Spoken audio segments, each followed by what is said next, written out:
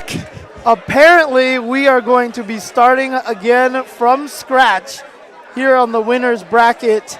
We're going to be playing all the matches again. And the reason for that, I guess, is they had an improper version of the game. I think one of the consoles got shuffled someplace, and it was running old software. Oops. Yeah, so apparently they're going to reset the bracket, start it all over from scratch again. But like you said, the good news is we get more matches this way. We get to run it back. It's an exciting first. Yep, exactly. So that was just a dry run. We were just practicing here. Now we're getting into the real stuff. So, yeah. It's true. Yeah, I don't. Kind of an unfortunate situation here. It is, like but hey, we get to play some more Street Fighter, and it'll keep the salt mines full for days. Yep. And people will cheer and boo, but we get to play some more matches with some incredible players. And from where I'm sitting, I can't be too upset about that. So obviously, this is a very difficult situation, not ideal from anybody's perspective. Yeah, apologize to everybody at home. I know a lot of people are gonna, be talking about this for a little bit, but these things happen. Everybody's human. Everybody makes mistakes, and right. That's for anybody that hasn't run a tournament and is thinking about running it. Everything about running tournaments seems real easy on paper. Like you look at what's involved in terms of actual, I gotta move some boxes and plug some stuff in, and it's pretty much the. No, it's the core of these events is the 8 million things that can go wrong. Yeah, I mean the and interesting how you thing handle is those. The 1.04 patch changed a lot of small things, right? Yeah. And one of the biggest obvious ones was the jab green hand. And I think that's pretty much how they figured it out at that point in time. It was one of the more apparent things in the match, and right. they were, Right, because I had mentioned as well that it used to punish all these things. And then even after SPD, you use it to gain a little bit of distance, but I think he gained so. And they can tell that immediately. Yeah. Yeah, so unfortunately, just to be fair to everybody, they are going to restart the whole thing. So, I mean, that's the right thing to do. It's the right thing to do. I think in this situation, obviously these are a super tough call and a kind of decision you have to make in a tight spot with a lot of people watching. Right. Very difficult. But yeah, we've got some new matches coming up. We got some new matches, which are the same old matches. Oh man, but yeah, again. Second verse, same as the first. Unfortunately, this has happened, but it's just a good note to the game developers. Put the version number in big numbers, during the versus select screen or something. Don't like look that. at me, man. Man. I can say this one ain't on me. Yeah. Well, again, so let's go down the brackets of what we're going to play against. We're going to have Gamer B versus Justin Wong. Justin originally won that one. It was a very close solid, match, yeah. And then Kazunoko Knuckledew. Unfortunately, we had that amazing double KO. Double KO and a tiebreaker match, and Kazunoko had the momentum going into that, but you remember he looked very strained, so that could be another one that goes down to the wire. Right. And then 801 Strider versus Daigo. Daigo took that one pretty solidly. He did. He seemed to have Strider on his heels. And then, of course, Punko versus Smug. Yeah. We're going to have that run back. And then we will be back to the loser's bracket with Snake Eyes versus Ricky. And then, as I said, SD Pinoy versus Momochi. Yes. Infiltration versus EX Pugera. And Mark Teddy versus Bonchan. Yeah. And I guess while we have a little bit of time here, I could talk a little bit about those matches that are in the loser's bracket that we haven't got to. Sure, yeah. So one of the interesting things about SD Pinoy versus Momochi, if you think back to final round, Jerron Grayson, also a Bison player, fighting against Momochi, did very well, caused Momochi to switch to Elena. I got to say, I think Bison handles Ken in particular pretty well. So I'm not sure what to expect out of that match coming up. There has been there's discussion of the fabled triple option select from Ken and the details of which you can read on your favorite outlets someplace. I think that may have an impact in the Bison fight, but Bison in general is, I think, a strong character against Ken, so It's a good pick or a good draw for SD Pinoy. The nice thing about Bison, teleport and maybe EX Devil's Reverse can kind of blow up that little option select because the EX uppercut will miss on all of whiff. those. It's just completely invulnerable. Right. Yeah. And so after that, like I said, Infiltration versus Pugera. Of course, this is a team kill here because both players sent out here along with Punko by our Kappa. Yep. So unfortunate, but that's just how the brackets line up. Yeah. So that's our always Kappa's, when you have great players, they end up facing each other in the finals. Our Kappa's going to be the last place that's going to be calling for a bracket float here. And Mark Teddy going up against Bonchan. We saw Mark Teddy 4 rounds straight against Fudo earlier, so that was incredibly strong stuff. And again, Mark can be a little bit streaky in the sense that he's very much a heart-driven player and plays. When he's on an upswing, I mean, I think can go absolutely toe-to-toe with anybody in the world, but he's been playing very, very well this weekend. I think really strong stuff, including in some matches. G-Dragon is maybe not as high profile as some of the other guys quite yet, but Guy is a scary mirror match. And Mark played it really, really well, so I'll be excited to see that. And Bonchan, maybe with a little less experience against Guy, we'll see how that goes. Yeah, and he kind of broke. It's kind of interesting. He broke the second place curse that Bonchan had. He won the Red Bull Kumite, defeating Tokido. Earlier this weekend, Hype Spotting concluded as well. If you guys don't want any spoilers on who won Hype Spotting, mute your stream right now. But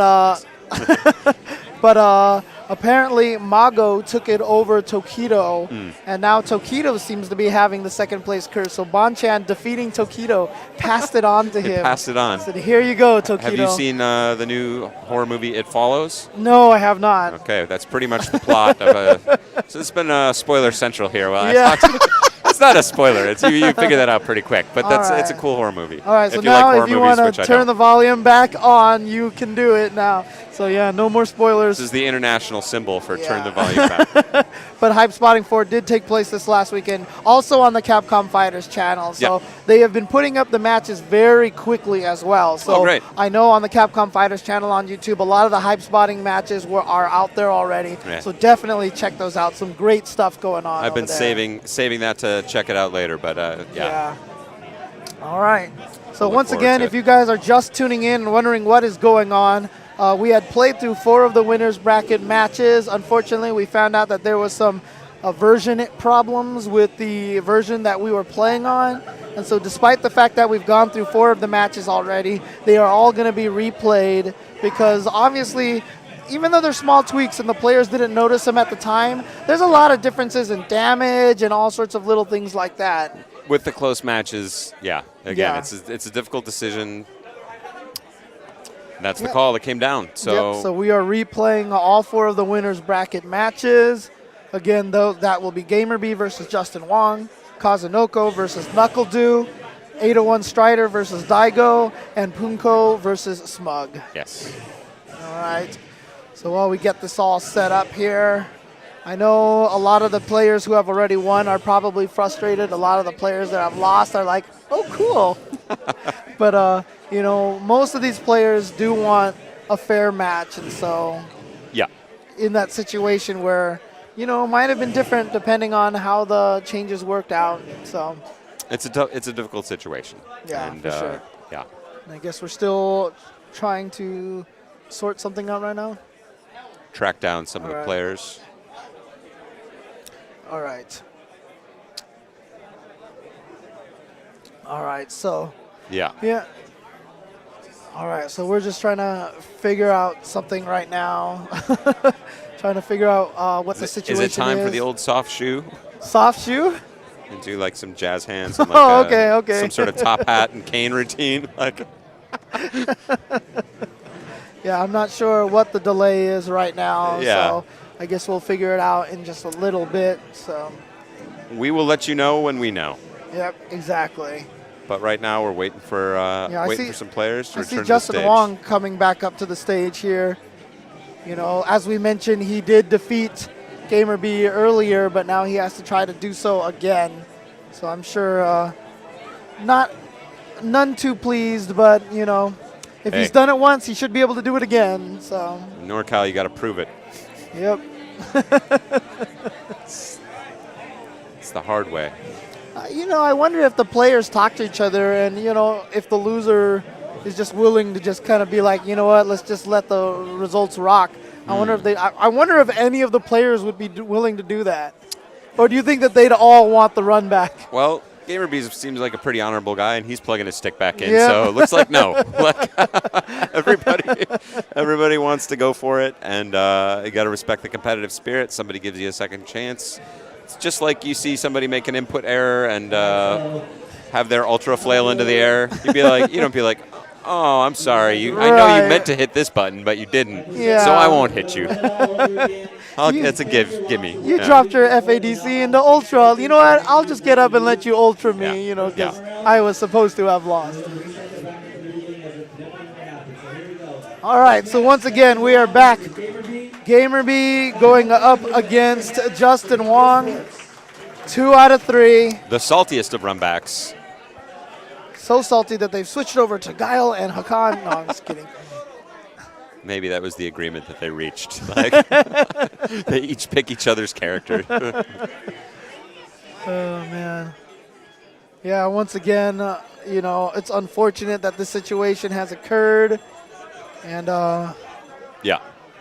Very difficult. apologies to everybody at home watching this. And, obviously it's not the situation anybody would have preferred, but these are the decisions that came down, and the players are on board with that. And so we're gonna let it rock. Do our best to get back to that hype we had before. It's been some very exciting matches on account of the greatness of these players. And yeah. All right, so here we go. It is the run back. Justin Wong versus GamerB. If you tuned in earlier and saw them play and then left, grabbed some food, came back and seen them play again, no, you are not. This is not deja vu. You're caught in a time warp. Exactly. Well, let's see how this goes. Both showed a few techniques and ideas about this match before. And here comes, GamerB just trying to get in there quick. Nice standing jab check. And it's really tricky because, you know, I've mentioned before, even in run-back situations when you fight each other in loser's bracket, the person who won usually kind of has a slight mental disadvantage. Yeah, you got to prove it. Oh, from the front, very tricky, and for the dizzy. GamerB here with a great start. Went low because Justin was expecting the instant overhead, and Justin might have been trying that stand fierce again, which will snuff the Jaguar kick if done early, but a little too late there and not able to get anything more than a trade. All right, goes in for the throw. Yeah, keep it simple. If you're on your heels a little bit, sometimes that can start things up. I love the forward dash from Adon. One of the lowest forward dashes, avoids a lot of those kind of wake-up jump situations. And there's that situation we talked about before earlier as well. Jaguar kick's such a dominating move in this match, but mobility of Justin Wong allows him to avoid it. So we've seen GamerB switch now from fuzzy guard from low to fuzzy guard, and he gets the dizzy again. And that's a great punish. Well, yes, it'll pull him out of the air with the EX. And a strong game one. Yeah. The GamerB in this situation.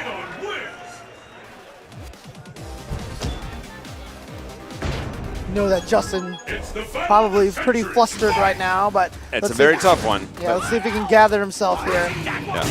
Part of mental strength is adapting to new situations you haven't experienced before, so. Yep.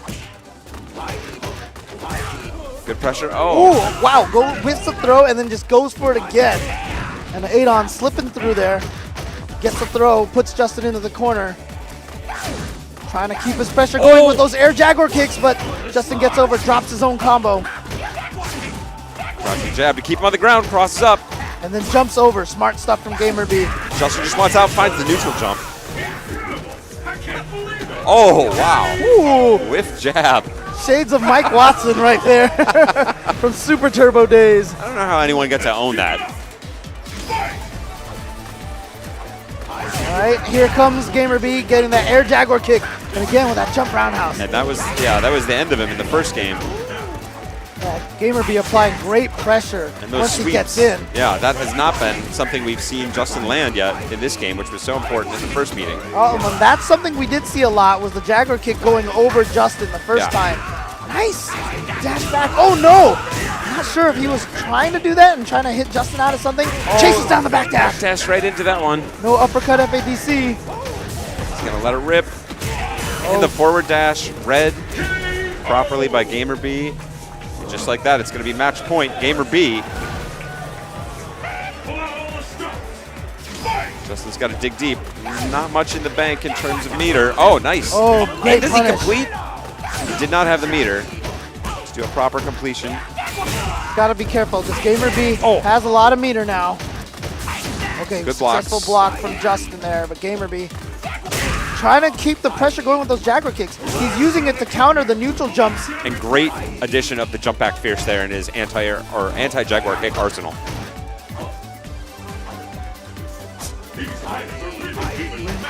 Gamer B doesn't want to overcommit. See if you can get Justin to come in over hard. Okay, good counter from Gamer B, and Justin answers back. Nice jump back roundhouse, yeah. Oh, here it There comes. it is. He punished the crouch tech from Gamer B. Gamer B a little too antsy with that button. Now, Justin with a lot of meter here. Can chip him out. Oh, doesn't even need to. Just gets the ambiguous dive kick. Takes game 2 over Gamer B. It's always tough to go out with a full super bar and all that ultra. Those situations is tough, and Justin really knows how to make the holes in your various anti-air options apparent in that dive kick. Good block by Gamer B. Yeah, especially because Justin's really great at that ruthless sweep. And again, I always like that. Like, don't get too cute at the beginning or try and do a fancy block series. Just go and try and throw them. All right, Gamer B using that air Jaguar kick to get in. Strong pressure. Love the mobility that Gamer B has right now. Lots of forward dashes, back dashes, keeping his position very ambiguous. Justin generating offense out of nothing. Very nice series there. Gets caught by Justin. Delays the dive kick. Gamer B doesn't bite. Too smart.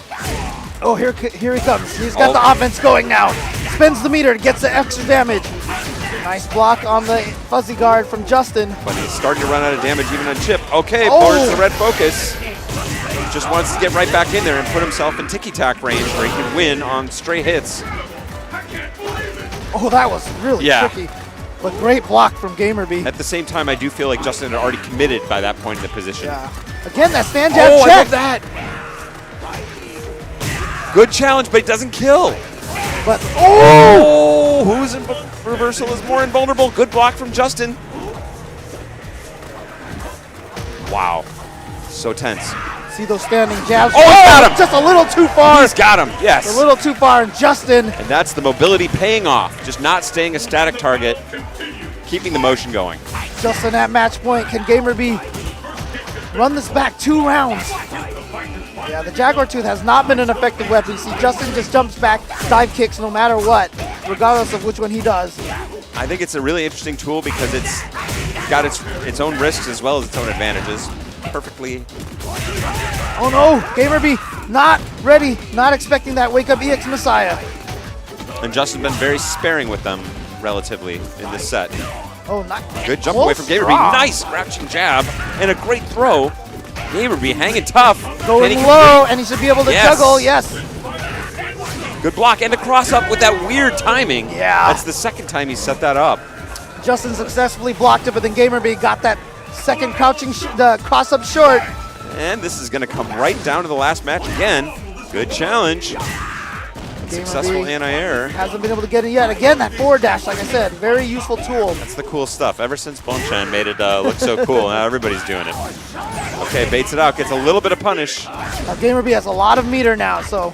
Justin not challenging out of the air anymore. Burns a little bit of that meter, and again, that stand jab. Doing such a great job from Justin, checking those Jaguar kicks. Got behind him. Not able to complete into the ultra.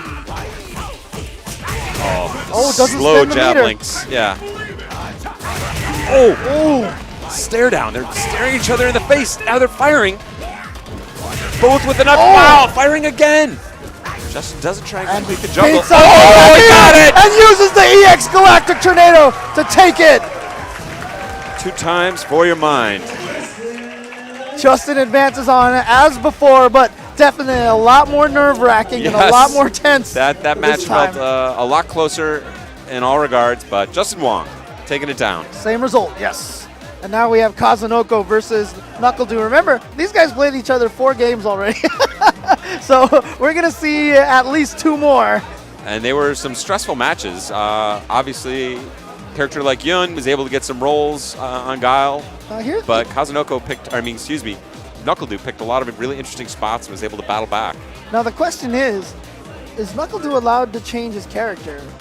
Can he think to himself, Guile didn't work and I'm going to go with the Capra, or do they have to stick with their character? I don't know what the ruling on that is, but I'm guessing they're probably going to... They will stick to the same characters. I don't know if they have to stick to the same characters. All right. It is character locked. Okay. So we just got confirmation they do have to stick with the same characters. Okay. Good stuff. Good stuff. I like that ruling. And I'm assuming that it is probably only for match 1. Yeah, that's probably true too. Yeah. So they are still allowed to change in the event of a loss, but not to begin the game. Uncharted territory here, folks. Let's do it. Let's do it.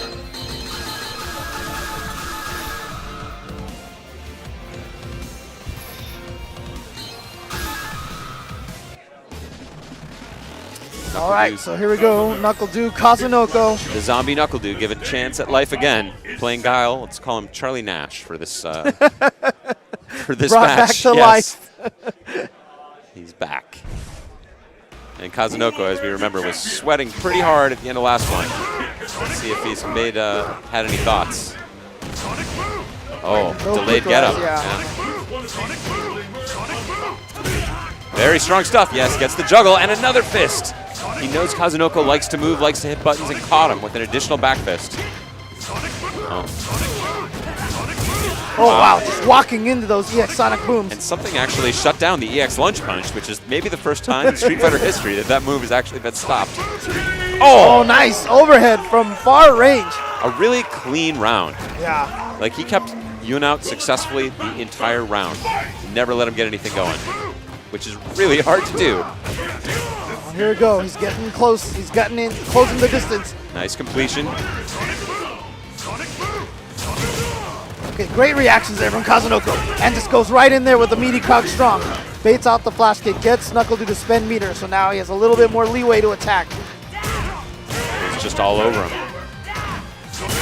Oh! The dizzy, and again, for anybody new to the game, your dizzy meter does not drain while you're blocking. So that block series he was doing, not actually doing any damage, but keeping the dizzy meter as full as it had been.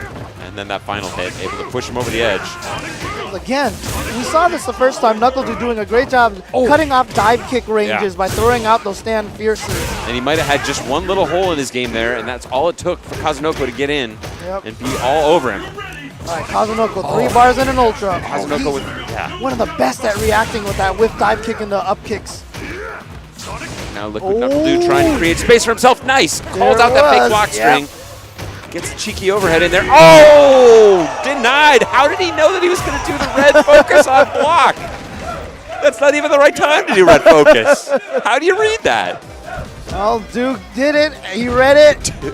He did the... Dude did the... Yeah, I don't know. They're not a sponsor, so screw those guys. Oh, man. Baits out the flash kick. Oh, again. With that offensive crouch roundhouse and gets the stun. Oh, he fires it off. Not going to connect. And he clean. Now NorCal. Match point. NorCal. Match point. Just like that. And the battle continues. Yeah, good punish. He loves that opener, and he's opened with that in this series of games multiple times now, from the previous match to now. I mean, he's gotten through the Sonic Boom a couple of times with the shoulder, but you can see that's the risk of doing it. But that also just shows you flash kick, which should be the obvious strong option. He's so intimidated by NorCal's play that he's willing to go to these lower percentage options. Oh, and he reads that, yes. He's a monster. Smelling the weakness and the stun! And NorCal like takes it. And the salt will flow. Yeah, you can see the look on Kazunoko's face. He's like, it is what it is. very Buddhist koan there. It is what it is. It is what it is, yep.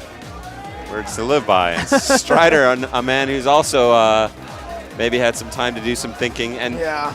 But here's the interesting thing. You saw Kazunoko come up, and he kind of had this look like, man, we got to do this. You see Daigo walking up there, he just had this grin on his face, like, oh, that means I just got to beat you another 4 rounds. Honestly, this is I'm willing to drift straight into cornball fruity territory here. Daigo really does not sweat the small things like this, like flight delays. This guy doesn't care. I mean, nobody likes flight delays, but rather than exploding about it, complaining to all your friends, like griping about it, sinking into those moods, just shrugs it off, smiles. It's like it is what it is. The man was jet lagged a long time ago, Yeah. slept on a college campus table. Yeah. It is what it is. So you know what? I'll get my sleep wherever I need it. I'm not kidding when I'd say that's a source of his strength. He doesn't hold the little things. There are some players we've seen who are powered by anger. Yes. Or hatred or revenge or whatever. And those are some powerful engines. But Daigo doesn't let those kind of things bring him down and has been able to find great success. One of the interesting things here in this run back, however, is that Gustavo has opted to swap coaches. Uh-oh. He's fired I Peru, and now XSK Samurai is sitting by his side. I Peru has been benched. That's kind of interesting. The player benching the coaches. That's a new one right there. 801 Strider, I'm especially interested to see this run back, not only because I was really impressed with the way he plays, but he is a super great student of the game, and I guarantee you, even when he lost in the last time these guys met, he stared at the screen and was thinking. You could see him thinking. He didn't just get up immediately and walk away. He was like thinking about the things he made a mistake on or what he had learned from that match. So we'll see if he's able to translate any of that into what we see on screen now. But it was definitely a case of Daigo being very aggressive, challenging step kick a lot. But Daigo got a lot of game out of the throws early on, and there it is again. So it's one of the things that Strider has to be wary of. See, right there, he went for a carrot. Yeah, it's such a difficult position, too, because when you jump over, he does get that nice uppercut position. Oh, interesting. Wanted to stand fierce, potentially. Nice. Just answering back. Wake up tornado throw from 801 Strider, trying to give him some momentum. Gets Daigo to spin the meter. Oh, he's in there. Oh, he goes for the reset instead of using the ultra, but again, Daigo very willing to challenge. Oh, he's got a chance here. He drops it, though. And he's shaking his head. He knew that was his. And he left dinner on the table. Right. In the immortal words of the philosopher IFC Yipes, gotta finish your plate, son. Round 1 to Umahara. Strider trying to find his distance. There it is. There's the jump in. I gets the knockdown, trying to chase Daigo down. But again, like I said, those uppercuts. Wow, and look at the neutral jump. He smelled the EX change direction wake up. Oh, he's in the corner here. Is he going to go into Hurricane? Yep. Oh, he's doing fancy combos versus Abel. Wow, wake up, stand fierce into red focus. Okay. I'm adding that to my list of things. Oh, and that killed. I didn't know. Yeah, and wake that up. killed. Wake up, double hitting, stand fierce. That was pretty rad.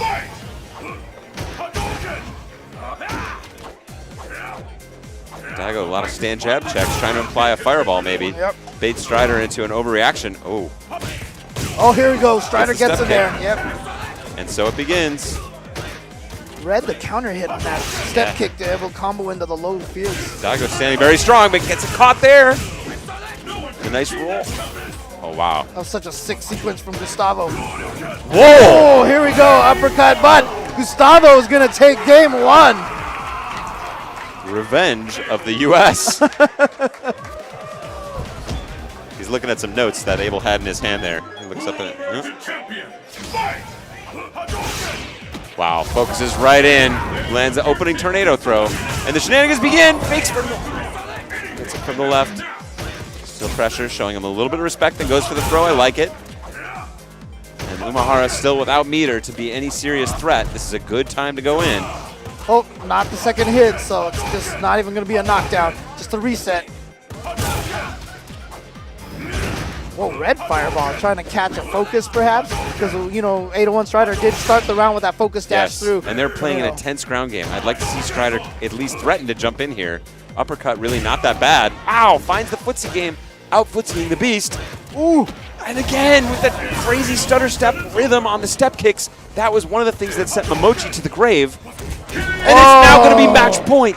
801 Strider. Daigo went up for that throw, was just outside of range. Let's keep it up. Fight! Sorry guys, score is supposed to be 0-1 in favor of 801 Strider. Is officially underway. Interesting that he's going with low forward axe kick instead of fireballs, but here we go. He gets the damage here. Oh, that was a little tricksy. tricky. Spends the meter for that little trick too. Just when you think you've seen it all from Evil Ryu combos. What? Wow. Oh. Daigo says, I'm not done yet. I'm still here. Call him the beast for nothing. This is the last round. Fight! It's almost like he's some kind of P is for professional, I think. Nice use of that EX. And I like Strider here, showing a lot of activity, trying to rise to the occasion, Low but the fierce, beast stand answering him up. back. Oh. Stun time. What can Daigo do here for some extra damage? Not gonna. Oh! This time he makes it under. Last time he stayed in front. This time he goes under. Daigo Umehara showing the tricks. My brain. I think Daigo might have been thinking about holding on to that one for a little while longer, and he's like, nope. Again, between rounds, you saw a little hint of a smirk there. And Daigo upping the intensity by a lot, but Strider hanging tough here. Oh, wow. Just wake up. Reversal uppercut. You don't care, and he's smelling.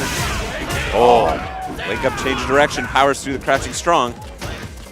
I like that 801 Strider doesn't dash forward every single time on the step kick. Exactly, showing a lot of restraint, really throws off the opponent's expectations. Good measuring of distance from Daigo there, comboing Nice to the area. Hurricane at max range.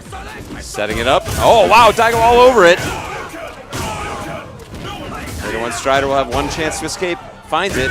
And then catches him with a low forward. Daigo, the beast, at match point. Not sweating the first game here. He's still poised to take it. And he's going to have the focus cancel ability right at the beginning of the round. There it It is. is. And he's going to start with big damage now. It's one mix-up into potential stun. Oh, and that's Ooh, exactly yeah. that distance I kept talking about. So difficult for able to escape. Oh, and Strider had that. He had the hit on the step kick, but didn't confirm it, and Daigo should be able to finish this off. And yes, Daigo Umehara advances again against 801 Strider. Wow. Well, I was excited because we saw 801 Strider elevate to an exciting place.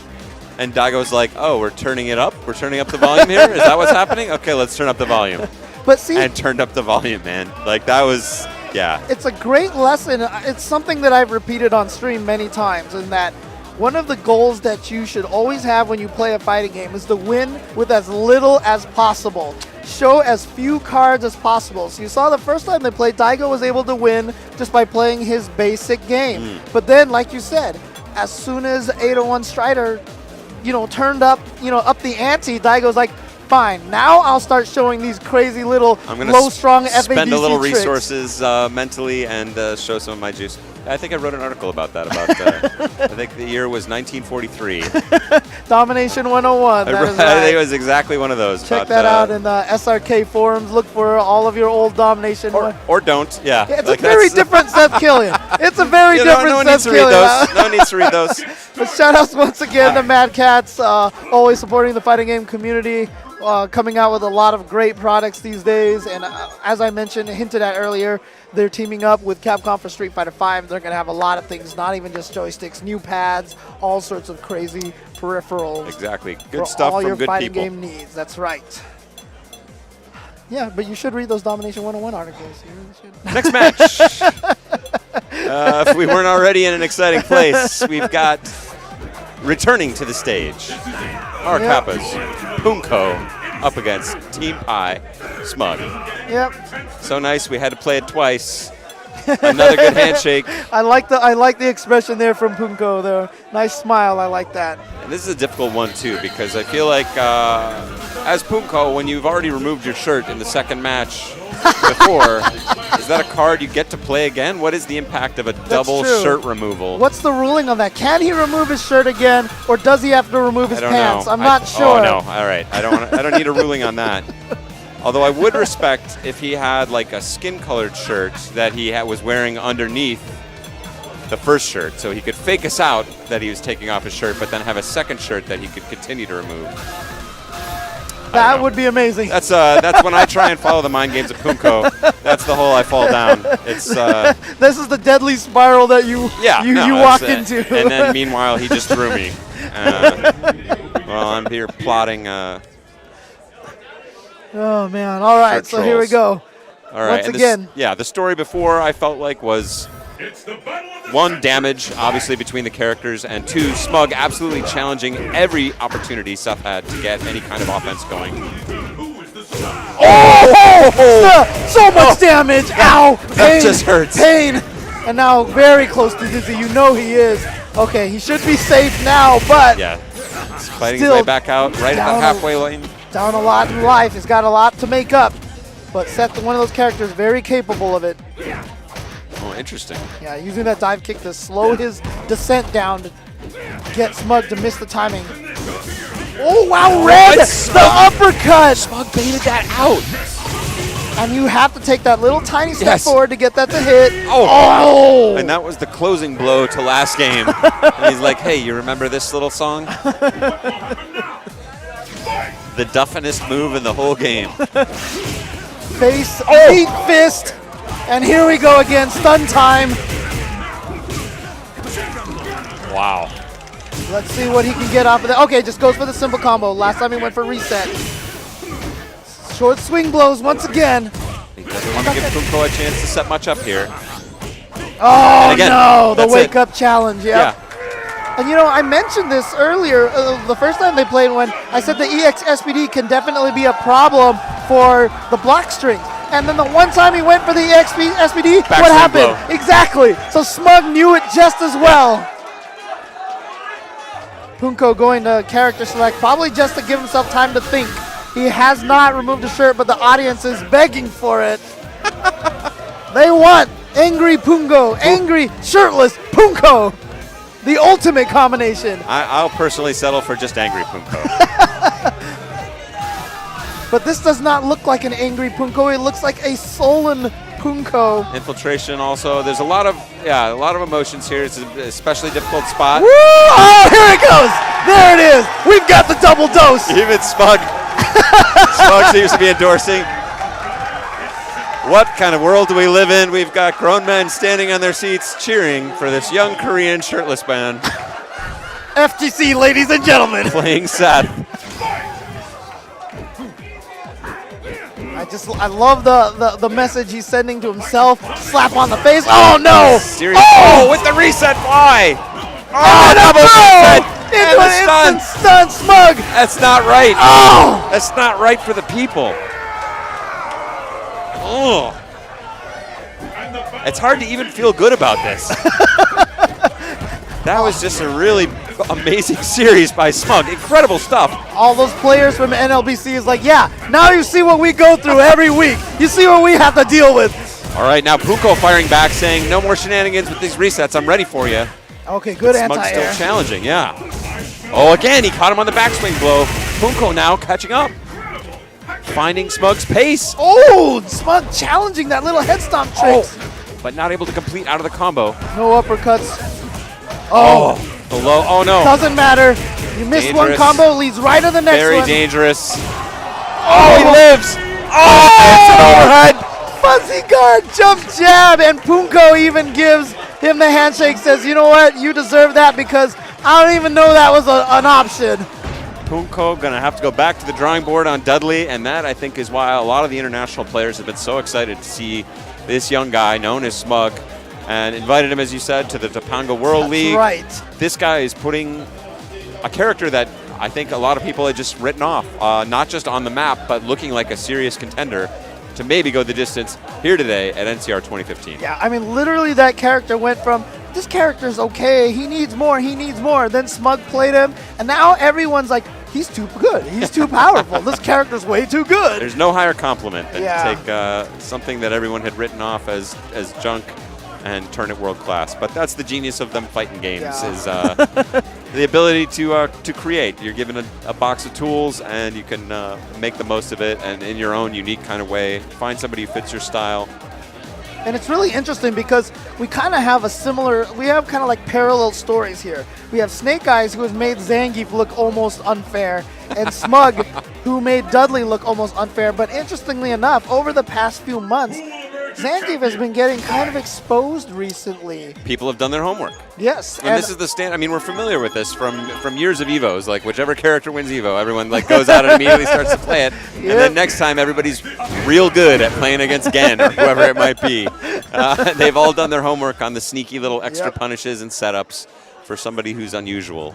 And it's usually also a very similar path that Zangief takes in every Street Fighter game. He always starts out feeling like he's so good, and then by the end, somehow he finds his way to middle tier or bottom tier. Yeah, it's always, I like to get in on the grapplers in the early days of any fighting game, because it's the salad days before everyone has figured out how to blow up your dumb tricks. But here we go. This is where we left off before we restarted everything. This is Snake Eyes versus Ricky Ortiz. And Ricky, again, is going to put on these sort of, these range moves, wanting to control space. Stand fierce, stand roundhouse. Crouch roundhouse. Crouch roundhouse, great poke. Zangief not really able to punish that unless he's willing to spend meter. Yeah, I mean, one of the key things that Snake Eyes has is the stand short with punish in the green hand. Yeah. But the beautiful thing about Chun-Li is you have to be at a range to avoid her normals where you can't get the whip punish. Oh, he tried to punish that with the jab SPD. Just a little out of range.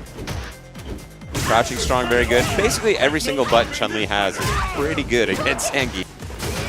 Oh, nice. I like that option, but creating a little distance because Ricky sensing too close to the corner there. Well, that was so far. Oh, Snake Eyes! All right, Snake Eyes taking round one. Finding his way in and just hanging tough. And that's the thing. Chun-Li never, and none of these situations does she do a lot of damage. So, yes, she controls the match. She controls the pace of the entire game. But, yeah, suspect losing out on the damage and letting Zangief find his one big opportunity. Yeah, and also, just, if Zangief gets in, then it's a nightmare for Chun-Li because her wake-up capability is very much on the low end of the spectrum for characters. Oh, I love that chase down on that stand fear, showing a lot of confidence. Ricky just following up on the backdash, punching Zangief in the face. And now it's starting to drift out of the range of possibility for Snake Eyes. Especially since Snake Eyes doesn't have the 4 bars for EX screen hand. Oh, okay. Got Ricky to overcommit, and there it is. Yep. The door is reopened. Just like that. And now also, well, let's see. He's still quite a ways from super. Safe jump setup. The hiccup. Oh, big stand roundhouse, letting Zangief walk into it. Oh, nice whip punish on it. Oh, what a throw tech. Who's expecting that in that situation? And Ricky burns the meter. Just push Zangief back. Oh! Oh, but not a full punish. Oh, he was going for and he dropped it again. Oh. And Snake Eyes actually had an opportunity for another EX green hand there, but Ricky, fortunate. Wow. Double scramble situation.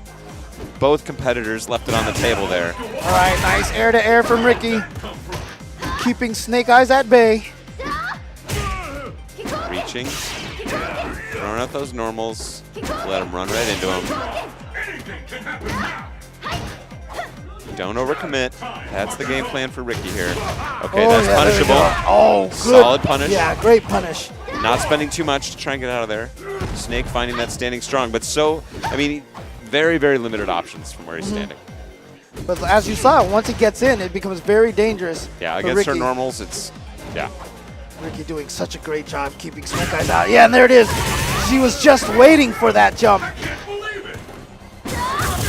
And then the EX Fireball, which now causes the knockdown.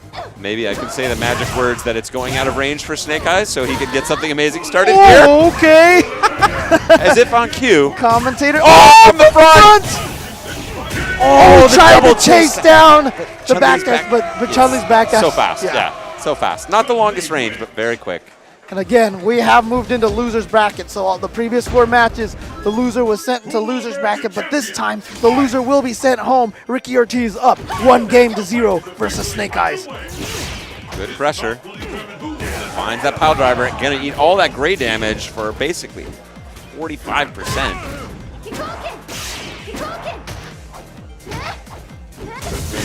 Oh, whiff punish there.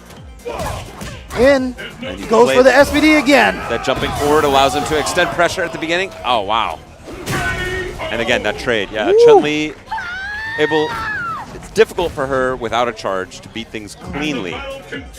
You really have to have a mastery of all of her buttons for anti-air. She has about 4 or 5 really good anti-air buttons, standing forward, standing roundhouse, crouching roundhouse, In that standing situation, fierce. I think it might have been standing jab, actually. It Yeah. would be the one to.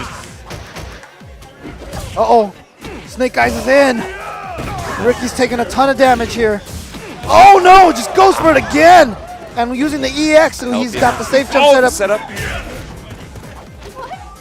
Backdash and SPD, and that could do it. Yes, and there it is. Snake Eyes tying it up 1-1 versus Ricky. Now, I didn't think Zangief was supposed to be able to kill you that fast. It's like not in the playbook. curious. Oh, nope, no change. Ricky sticking with Chun-Li. Said I Feeling confident with this character. practiced this match for a reason. Standing roundhouse. There's that trade. Oh, wow. Snake Eyes with the frisky pop. Waking up with the lariat. Oh, just a small punish there with that stand strong. Tried to get the crouch roundhouse that time. Not going to happen. Snake Eyes sometimes just goes for that little light green hand Yeah. and sneak in with an SVD. Good check from Ricky. Stays unpredictable. Oh, there it is. That's the trade. But just again, unfortunately, the trade doesn't give Ricky enough time to jump over Zangief. Exactly. The floaty jump. Oh, she's got a challenge. Oh, here we go. Ricky's going to go right into Kokocho. Keep the battle going, but still uphill. Got to watch out for EX green hand. Yeah. Snake Eyes is loaded. He that tried was to bait it beautiful, out. Yeah. But great patience from Snake Eyes. Oh, the boot now. Advantage Ricky. Oh!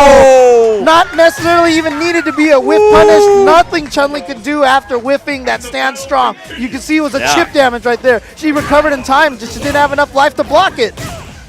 Oh, beautiful weight. It's like, did he mistime his jab? No, he was just setting it up, waiting until you get out of hit stun to throw you again. Oh, nice walking right out of the SPD range. The neutral jump, so risky for Snake Eyes, but just needs to switch up his rhythm. Try and keep. Ricky needs to change up the timing on her fireballs. Snake Eyes has been able to get through them so often. That's the critical part for both of these characters in this game of footsies. Unpredictability is absolutely required. Both of these competitors.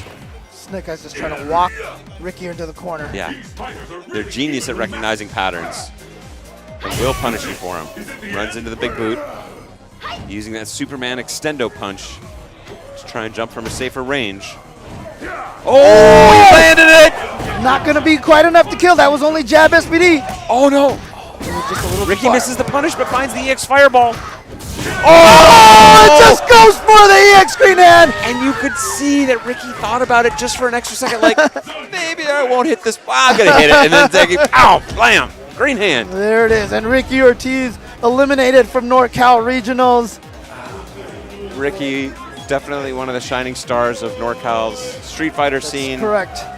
Hometown crowd, not happy to see that defeat.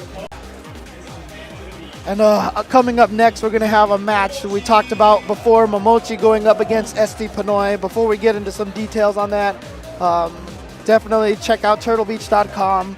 Great, like I said, for whatever you're looking for in your headphones, they've got a headphone to cover your gaming needs. So definitely, once again, turtlebeach.com, check them out. Official headsets of the Capcom Pro Tour.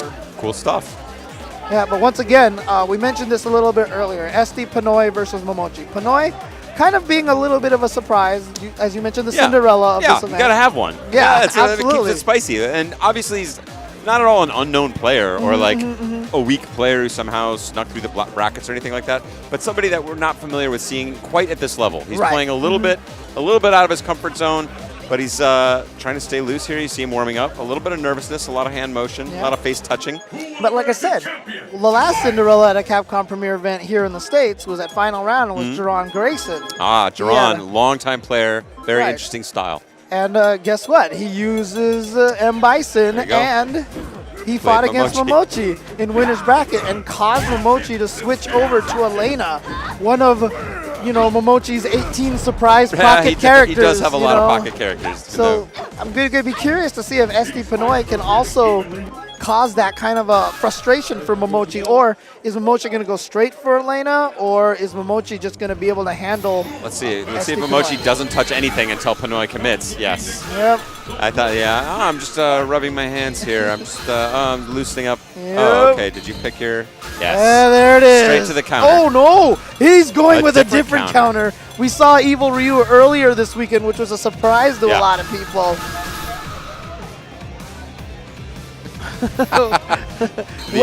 Waiting for someone to pick their character first. Yes. The Yeah. Arturo Sanchez Oh, I'm special. talking to this guy over here. Oh, did you already pick your character? Yeah. Oh, well, I guess I'll just counter you. Now remember, when Momochi revealed his tier list in Ultra, he said the only two characters that were S ranked were Has begun. Akuma and Evil Ryu. So maybe, he's thinking to himself, I really need to go to one of these higher damage characters. play the most game you can play. Yep. One attitude. Oh, SD Pinoy definitely had a chance to poke at that focus attack again, but playing it safe here. Yep. And of course, Bison known for these great pokes. Stand forward, stand around house. A lot of good buttons for a basic ranged footsie game. Not so great for the explosive damage potential. So I really liked what Pinoy was doing at first. He was just sitting back there playing very carefully. Then he went in for one scissor kick, was distanced improperly, and took some damage. Now, back to that original game. I'm not sure about that jump either, but yeah, showing a little bit of aggression. I really like the neutral game he's playing, and that's been what's gotten him here so far, is this kind of commitment. And there it was again, and it was also in the position to punish, just like Right. you mentioned before. If Momochi had gotten that low forward in there, then that would have been just this gigantic chunk of his life. Potential blow up. Momochi also setting a little precedent with the focus attacks, seeing how willing SD Pinoy is to really swing at those with standing Right. forward, which seems fast but has a little bit of recovery, especially if it connects into a focus attack. Yeah, the main key for caught him. He's going to create the opportunity here, but Gets SD out. Pinoy smartly. So Good pressure. the key thing for SD Pinoy was in that fight, there was no reason for him to be the aggressor because Momochi wasn't even walking him towards the corner, and he was doing it, even though it was a little bit, it was very slow. I don't like that from SD Pinoy. That the devil's reverse is very well known to every good player. And he got properly punished in the dizzy. They basically threw that entire great performance in the first round away. Let's see if he can battle back. Bison does struggle, I think, when playing from behind, but Mochi closes it out. Yeah. That was Fast and Furious. Or wait, no, I'm not going to say that. All right, so now he seems to be wanting to play more of this ranged game again. Yeah, the devil's reverse. Building a little meter, that's what he's doing It's there. fine. Even then, I think there's dangers. You lose a lot of position Right. depending on where you land. But see, he took a bunch of damage again for doing the scissor Yes. kick, for being the aggressor. He needs to play very carefully and pick his moments. And he dropped a little combo there as well. And Bison, absolutely a character you cannot afford. I mean, no one can ever afford to leave damage on the table, but Bison, least of all. But the important thing is that Pinoy is walking Momochi into the corner. So he's winning and without taking any damage. Oh no! That's the thing. Everyone talks about Bison's amazing scissor kick pressure in the corner. As a former Bison player, you go one too many times to the well with that one. Yeah, they just Right. jump back and hammer you with it. Well, that's the key right there, is once you start going for the scissor kick pressure, you have to throw out the EX headbutt, the EX head stomp, And, to catch the jumps yeah. every once in a while, because it does a ton of damage, and it's such a great discouragement tool for those neutral jumps. going back to his good neutral game, but now with the damage deficit. Oh, beautiful from Momochi, dashing in for the throw. Okay, good teleport, but no. All right, once again, this is loser's bracket. Momochi is up 1-0. I wish, I don't know if Pinoy has a Coach in his corner, but I feel like Coach could be valuable in this situation. Yeah. Because I feel like he had all the elements of a winning game there. He just didn't quite stick to those elements. Sort of willfully opted to do something else, and that was responsible for him eating a lot of damage in that game. Going for a frame trap fierce there. Pinoy not biting. I mean, I've noticed that Pinoy is very defensive on the blocking end, so I think Momochi, if he gets that read, might go for a lot more actual throws. Momochi also not respecting Bison's pressure on wake up. He's just waking up with buttons consistently, and you cannot allow that as a Bison player. You have to scare them a little bit to open up your throw options. Okay, yeah, now that's that difficult distance where you're just a little bit out of range. A few frames behind, and it makes you more predictable. Oh, there we go. Stan Ryan has to check the neutral jump. But he can't even afford to trade block damage, much less a throw. And just like that, it is going to be match point. E.G. Momochi, this could be the end of our Cinderella. Yeah, being very aggressive. Forward dash got checked and then immediately went right back into forward dash. Uh-oh, drop combo from Momochi. Ooh. Good tech. Using that hop kick so liberally. Standing forward to stand him up. And again, that, not completing that combo. Looking for an opportunity. I like it, showing some patience, trying to fight his way out of the corner, but running out of life. And just goes for the EX axe kick overhead. Momochi is gonna live in loser's bracket, move on, and unfortunately, SD Pinoy, his Cinderella hero story ends here. Something about a glass slipper, etc., etc.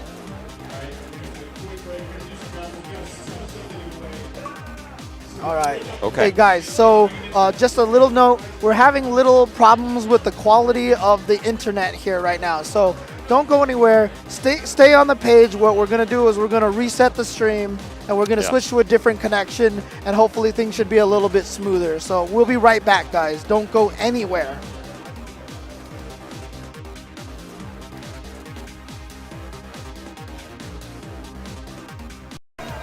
All right, guys, welcome back.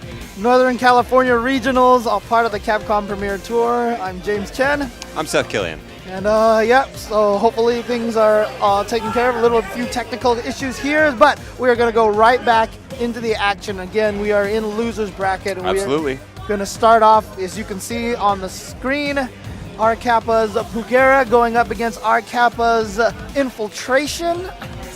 Super bangs against no bangs. Like, I can't even see his eyes. It's, he's, I like it. I'm curious. Infiltration's been going with a lot of DiCaprio. I think he just likes playing DiCaprio. Yeah, Because this is a guy who plays, I don't know, at least half the cast at semi-professional to world-class levels. So he's a threat in a lot of ways. But DiCaprio, very interesting, surprising character. And again, I don't think had quite the traction in Japan that she had other places.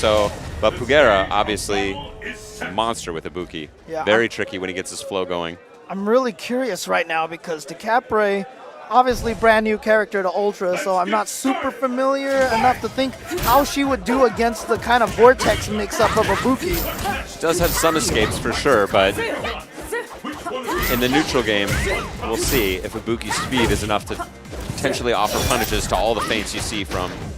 Wow. Okay, wow. Going with a hop kick, you barely see that from a lot of Ibuki players. And no knife follow-up. Oh, there's that low strong. Great range on that, and a great option select chase down. But Infiltration went for the dash again, and not a second OS. That is punishable in the non-EX form.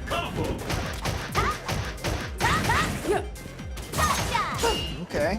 Yeah, and again, Ibuki so fast that I wonder, Oh, okay. Very nice. Nice. Infiltration finding his opportunity, spending some resources to get him back in it. Get some good damage. Meter not a huge priority for Ibuki. Oh, tricky! Oh, great block. And Pugera just sat there. Like he's like, cool. Yeah. It's like cute combo into Ultra there. Now let me show you mine. Ibuki with a fancy technology allowing her to jump cancel directly into Ultra, not possible for most characters. High execution concept, but definitely gets the job done. Nice. Catching her out of position on the jump. All right, safe on block, just getting in there. And that move usually primarily to punish over-aggression or to catch people dashing in. You see right now Infiltration using a lot more of the fake ground pounds. Pugera was able to block the regular ground pound a lot. Forward dash, and the drill puts him in position to get that punish into the series ending throw. Pugera says enough is enough. Burns the Here it EX. goes. Yeah, what's the mix-ups? No? Okay. It's a successful backdash escape from Infiltration. Pugera not going for a kunai mix-up. One of these fighters will snatch victory. Pugera. Oh, wow. Right through. Yes. Wow. Catching Pugera up. Not quite thinking it through. Like, obviously he would know that's a solid punish, but Right. I think as an Ibuki player, you're playing a lot of neutral. It's just part of your repertoire. I'm just going to throw this out real quick. It's a nice piece of pressure, not maybe making the proper adjustment to who his opponent character here is. And, you know, honestly, I didn't notice that Infiltration was charged. You know, that's a great talent to have when you play a charge character, is to hide your charges. Exactly, and for a charge character, there's a lot of motion, obviously, out of the Capri, so it's easy to forget.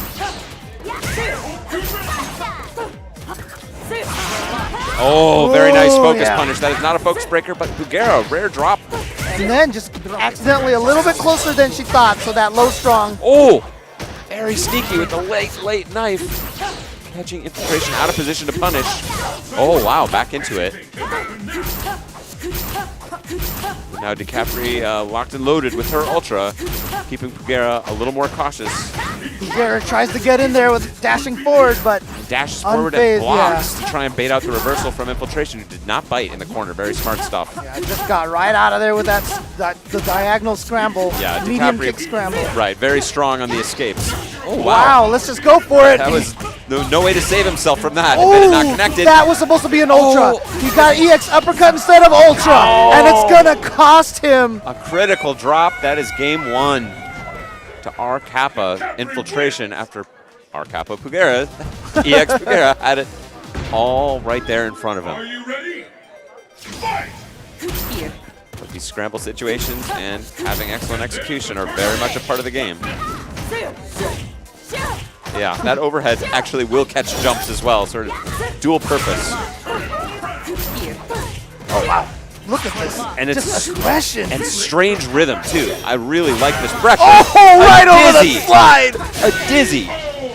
Great round there for Infiltration. And the thing this is now match point to Infiltration. The loser is going home. What was so impressive to me about that, none of those were even really block strings. They were all like individual hits, just Right. one after another, strung together by Infiltration in such a genius way. Yeah, and like I said, because she's a new character, you don't see that kind of pacing from her a lot. That was pretty new Yeah. for a lot of players to see. Catches him low. Now not able to complete into the hands. I think that's the first time we've seen Infiltration even do rapid daggers. He sometimes does it. Yeah, he has another setup where he does one that whips, but now he's turning it on in a big way. Oh, catches the fake ground pound, and there we go. Here Oh. comes the Ibuki Vortex, but the hurt boxes of DiCapri getting her away from the standard bread and butter follow-up to the kunai. A lot of motion, and Pugera, usually such an explosive, fast player, finds his target there, but very measured. Wow, from the front, can he complete? Oh, That's goes good for a knockdown. hard knockdown. Nice focus. Dash to escape the kunai pressure. Wow! Oh, That's the dance that lulls you to sleep. You're trying to watch it, predict where she's going to be next. Okay, which one of the things is she? Wait a minute, just dashing up. Okay, wait, what? I've been thrown. Wow, great finish from Infiltration. So Pugera had gotten really keen on catching the Yes. fake ground pounds and Yes. scrambles with the slide. And he did it, the right? neck He did it breaker. with the Yeah. EX right Uh-huh. before that. And Infiltration, I think, picked up on that and realized he's watching. Yeah. Yeah, he's trying to see when He's I'm trying to see going my in the air when I teleports. go into the Yeah. scramble. So if I dash forward, it's unexpected. He did freeze exactly as Infiltration thought, and he gets the throw. Very, very nice stuff there.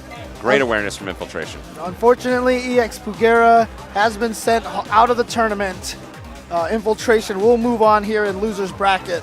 But up next, we have Mark Teddy, who sent Fudo out Yes. of the tournament. Fudo, one of the most dangerous players, one of the smartest players, Super strong. of Street Fighter. So it's very impressive and probably a surprise to a lot of people that Mark Teddy was able to take him out 4 rounds in a row. I think that's fair to say that people might not put Mark in that kind of league, but I think he absolutely should be there in terms of that kind of capability. When Mark is firing on all cylinders, he's capable of playing against anybody in the world. Sagat, tricky one for Guy. Tricky one for Guy. Controls a lot of the range where Guy would like to be walking forward to try and get into range of some of his shorter pokes, leading into some of his stronger positions. And Sagat has great long-range normals, obviously all the fireballs to control that space. Bonchan, of course, one of the smartest players. He has such control over his character. His reads are impeccable. Very yeah, and I think, the way he uses the Kara uppercut, which of course is a way of extending the uppercut by canceling the towards and short. I mean, you can cancel a variety of moves, but typically towards and short to move the character forward. So you basically do like a little half dash into an uppercut to extend the range. That can be very difficult as well. Guy doesn't really have neutral jump as part of his game because he does have such a floaty jump, but not a lot of angles for Guy to approach. So it's going to come down to some real in-your-face aggression and making the most of a few relatively rare opportunities, looking for that slide. I did see Bonchan in the elevator on the way down here, and I looked at him and I said, "Are you ready?" And he gave me this very solid look, like, "I'm ready." So let's see how ready he is to go up against, because Mark Teddy, one of those players that if you aren't ready for, will catch you off guard. The battle has begun. And here we go. Last of the first round losers bracket matches, floaty jump, and no uppercut from Bonchan. Finds the slide. Oh, okay. Now Fudo didn't have the read on Mark Teddy that he likes to hit a lot of that low short. Let's see if Bonchan. Oh, just out of range. Nice completion by Bonchan. Standing forward to kind of like change his hurt box. Finds it. And Bonchan not biting on any of Mark's baits here yet so far. Mark's been searching in the air with a Bushin to try and get a Bushin grab. Yeah, the EX one can grab you on your wake up like that. He just hasn't been able to quite get it. Ooh. A lot of mobility here. Mark looking very comfortable with this match. Oh! Nice stutter step from Mark Teddy. Oh, here we go. Huge opportunity for Bonchan now. Oh, did he catch him? It did! It caught him, and that right there is the skill of Bonchan. Elevating the game right there. Smelling the wake up on, or the backdash on wake up, punishing it in the hardest way possible. Great option select, and now an uppercut. So a really great round for Mark Teddy, all taken out by that one great option select. And you can see now Bonchan with a lot of the momentum. Oh, he got behind him. Bonchan said, "No shenanigans.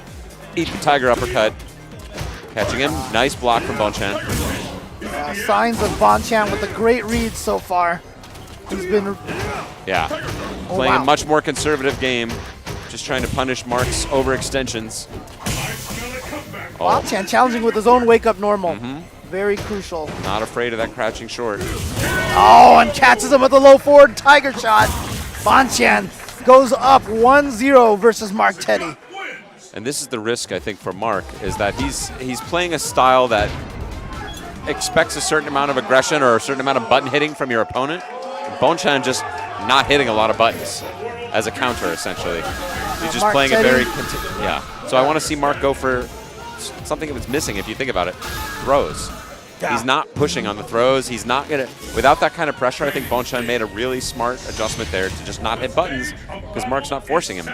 Yeah, frame traps. The funniest thing is the biggest weakness of frame traps is just blocking. Blocking is very strong in this game, and it's an option that I think people should be. It's not as fun to block a lot, but Mark off to a strong start here. And interestingly enough, Mark did actually get through that blocking defense, but then a great uppercut from Bonchan. And again, he's just been poking. No throws, no throws. It's a nice idea with that standing roundhouse, a little out of range. Big possibility. All right, big damage on that. Gets right in there with a push-in. There it is. Wow, and the EX Tiger Knee getting over Guy's small hitbox. And I love how he just put himself out of the corner just with that empty Bushin flip. Yeah, no, he's shown no fear of the corner. In the first round of the first game, he cornered himself happily. Mark Teddy. Great completion. Yeah, he cornered himself freely, and then Bushin flipped his way right back out and was like, yeah, Sagat's uppercut's not fast enough. It's too low to the ground to really challenge that. There's the neutral jump. Oh! And there's that Kara uppercut to punish. DX. Amazing that he can just pull it out as soon as he needs it. Wow. Oh, smart. close, strong anti-air. Again! Love it. Good adjustments here from Bonchan. Oh, nice from Martetti as well, baiting out the uppercut. Oh, but a forward dash from Bonchan, escaping that pressure. And for as often as Mark has gone to those anti-air options. Oh, danger. It's a bad position. Yeah, very bad position. Great jump back fierce from Bonchan. Gives himself the match point versus Mark Teddy. And this is loser's bracket action. This might be Mark's last stand. Wow. Ooh. Saucy. Pushing in with those chains, and again, Bonchan just blocking up a storm. And Bonchan has really been going to that uppercut. Oh, he and has then diffused so. Oh! Mark still, okay, he's still in there. EX, yep, corner carry. Goes for, but again, see, he's going for those counter hits, but like, Oh, here big we go. opportunity, throw him back in the corner. Goes for a reset, and bait, oh, but not able to find it. No! What? Finally finds the throw! Wow! To stay alive. There were so many Crazy. opportunities, but this is one of the strengths of Mark Teddy. I'll just say this right now. Whenever something doesn't go as he expected, he goes into the next thing immediately. He's like a Marvel player in that way. Just like, oh, did I drop a combo? Nah, that's actually this other thing now. Yeah, Yeah, cool. exactly. Mark very much has that kind of flow with Guy. It's a beautiful thing, and that kind of experience helping him scramble it out against Bonchan to even it up at one game apiece in this loser's bracket action of NCR 2015. Can he find himself? Can he recenter? You saw him reeling back in his chair from excitement, but he's got to play a solid game. And again, I like the throws coming out here. You need that threat. I love the adaptation of that standing strong, though, from Bonchan. Bonchan showed a lot of really cool tech and adaptations in that last one. Like that. Great counter hit into completion, but Mark, here comes Mark. What's he got?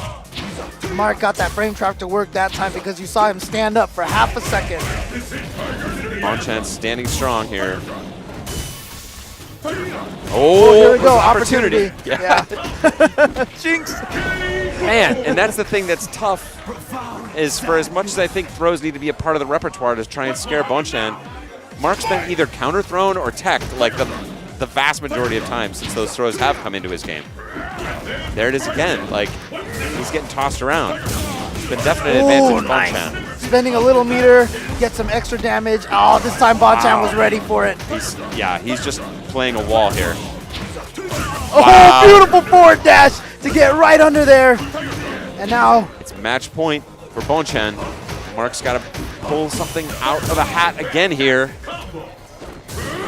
Here's an opportunity. But that's the floaty jump of Guy. And he wanted to wait one extra frame to make sure he didn't just tickle him in the head, but landed it deep enough to be able to complete the combo. That's and right. that may have been what cost him at least that exchange and, of course, the game. And So that Mark's is- going home. Bonchan will move on. And that is the first round of losers bracket. So we already have our top 8 in winner's side. So we have Justin Wong, we have Knuckle Dew, we have Daigo Umahara, and we have Smug. Now on the loser side, That's an all right winner's bracket. yeah. So the 4 losers on that winner side bracket are now going to play the 4 winners of the loser side bracket, and so we'll see what happens here. First up, we have Kazunoko, and he is going to be going up against Snake Eyes. Very interesting match. Yun can definitely put a spanking on Zangief. Yeah, it's one of those matches that, that a Feels lot like of Zangief people should be okay, but Yeah, yeah. everyone's always like, "Oh, Zangief does good against Yun. He does great against the Twins," and that's just like been a falsehood like since since the original AE. Yeah. And we saw this at Canada Cup earlier this year. Kazunoko was able to defeat Snake It Eyes. was I think Close. Yeah. I think it was like 7-6 or something like that, or was it even more lopsided than that? I remember it being a more lopsided match, but I could be wrong. But yeah, so this is definitely not in Snake Eyes' favor at all. However, Yun is one of those characters. He's throwing himself in there a lot, so. Yeah, I mean, it definitely creates a lot of opportunities. That's not, picking up kind of slop is not Snake Eyes' style of play. He likes to, pin you down, and Zangief doesn't have a lot of options against characters that like to jump a lot, and things like the Lariat, which historically have been sort of an answer for that. not super effective against Yun's dive kicks. So we'll see. Yeah, crouching strong, obviously more short burst potential for damage on the Yun side as well, but Snake Eyes is a miracle worker. He finds ways to get it done. So that's the job. He knows it. He knows what you signed up for when he picks Zangief. And the dance begins. Lick punish with the standing forward. And there's the disappointing lariat. Stand forward, another great tool in Yun's arsenal if he wants to just play on the ground. See Kazunoko not committing himself to a lot of buttons that's not that standing forward. It's relatively safe. When you're fighting against Zangief, it's actually okay to kind of use your best button repeatedly. Yes. Snake Eyes trying to create. He'll often jump back in the corner like that, and that is so he has access to that Superman punch that gives him more forward or more horizontal range. But we saw this at Canada as well. Kazunoko, once he gets Zangief in the corner, it's all about that stand around house. Kazunoko showing no respect to the wake up of Zangief, saying, I'm waking up hitting buttons. I don't want to get caught up in any of these tech chase traps that you've got. Ooh.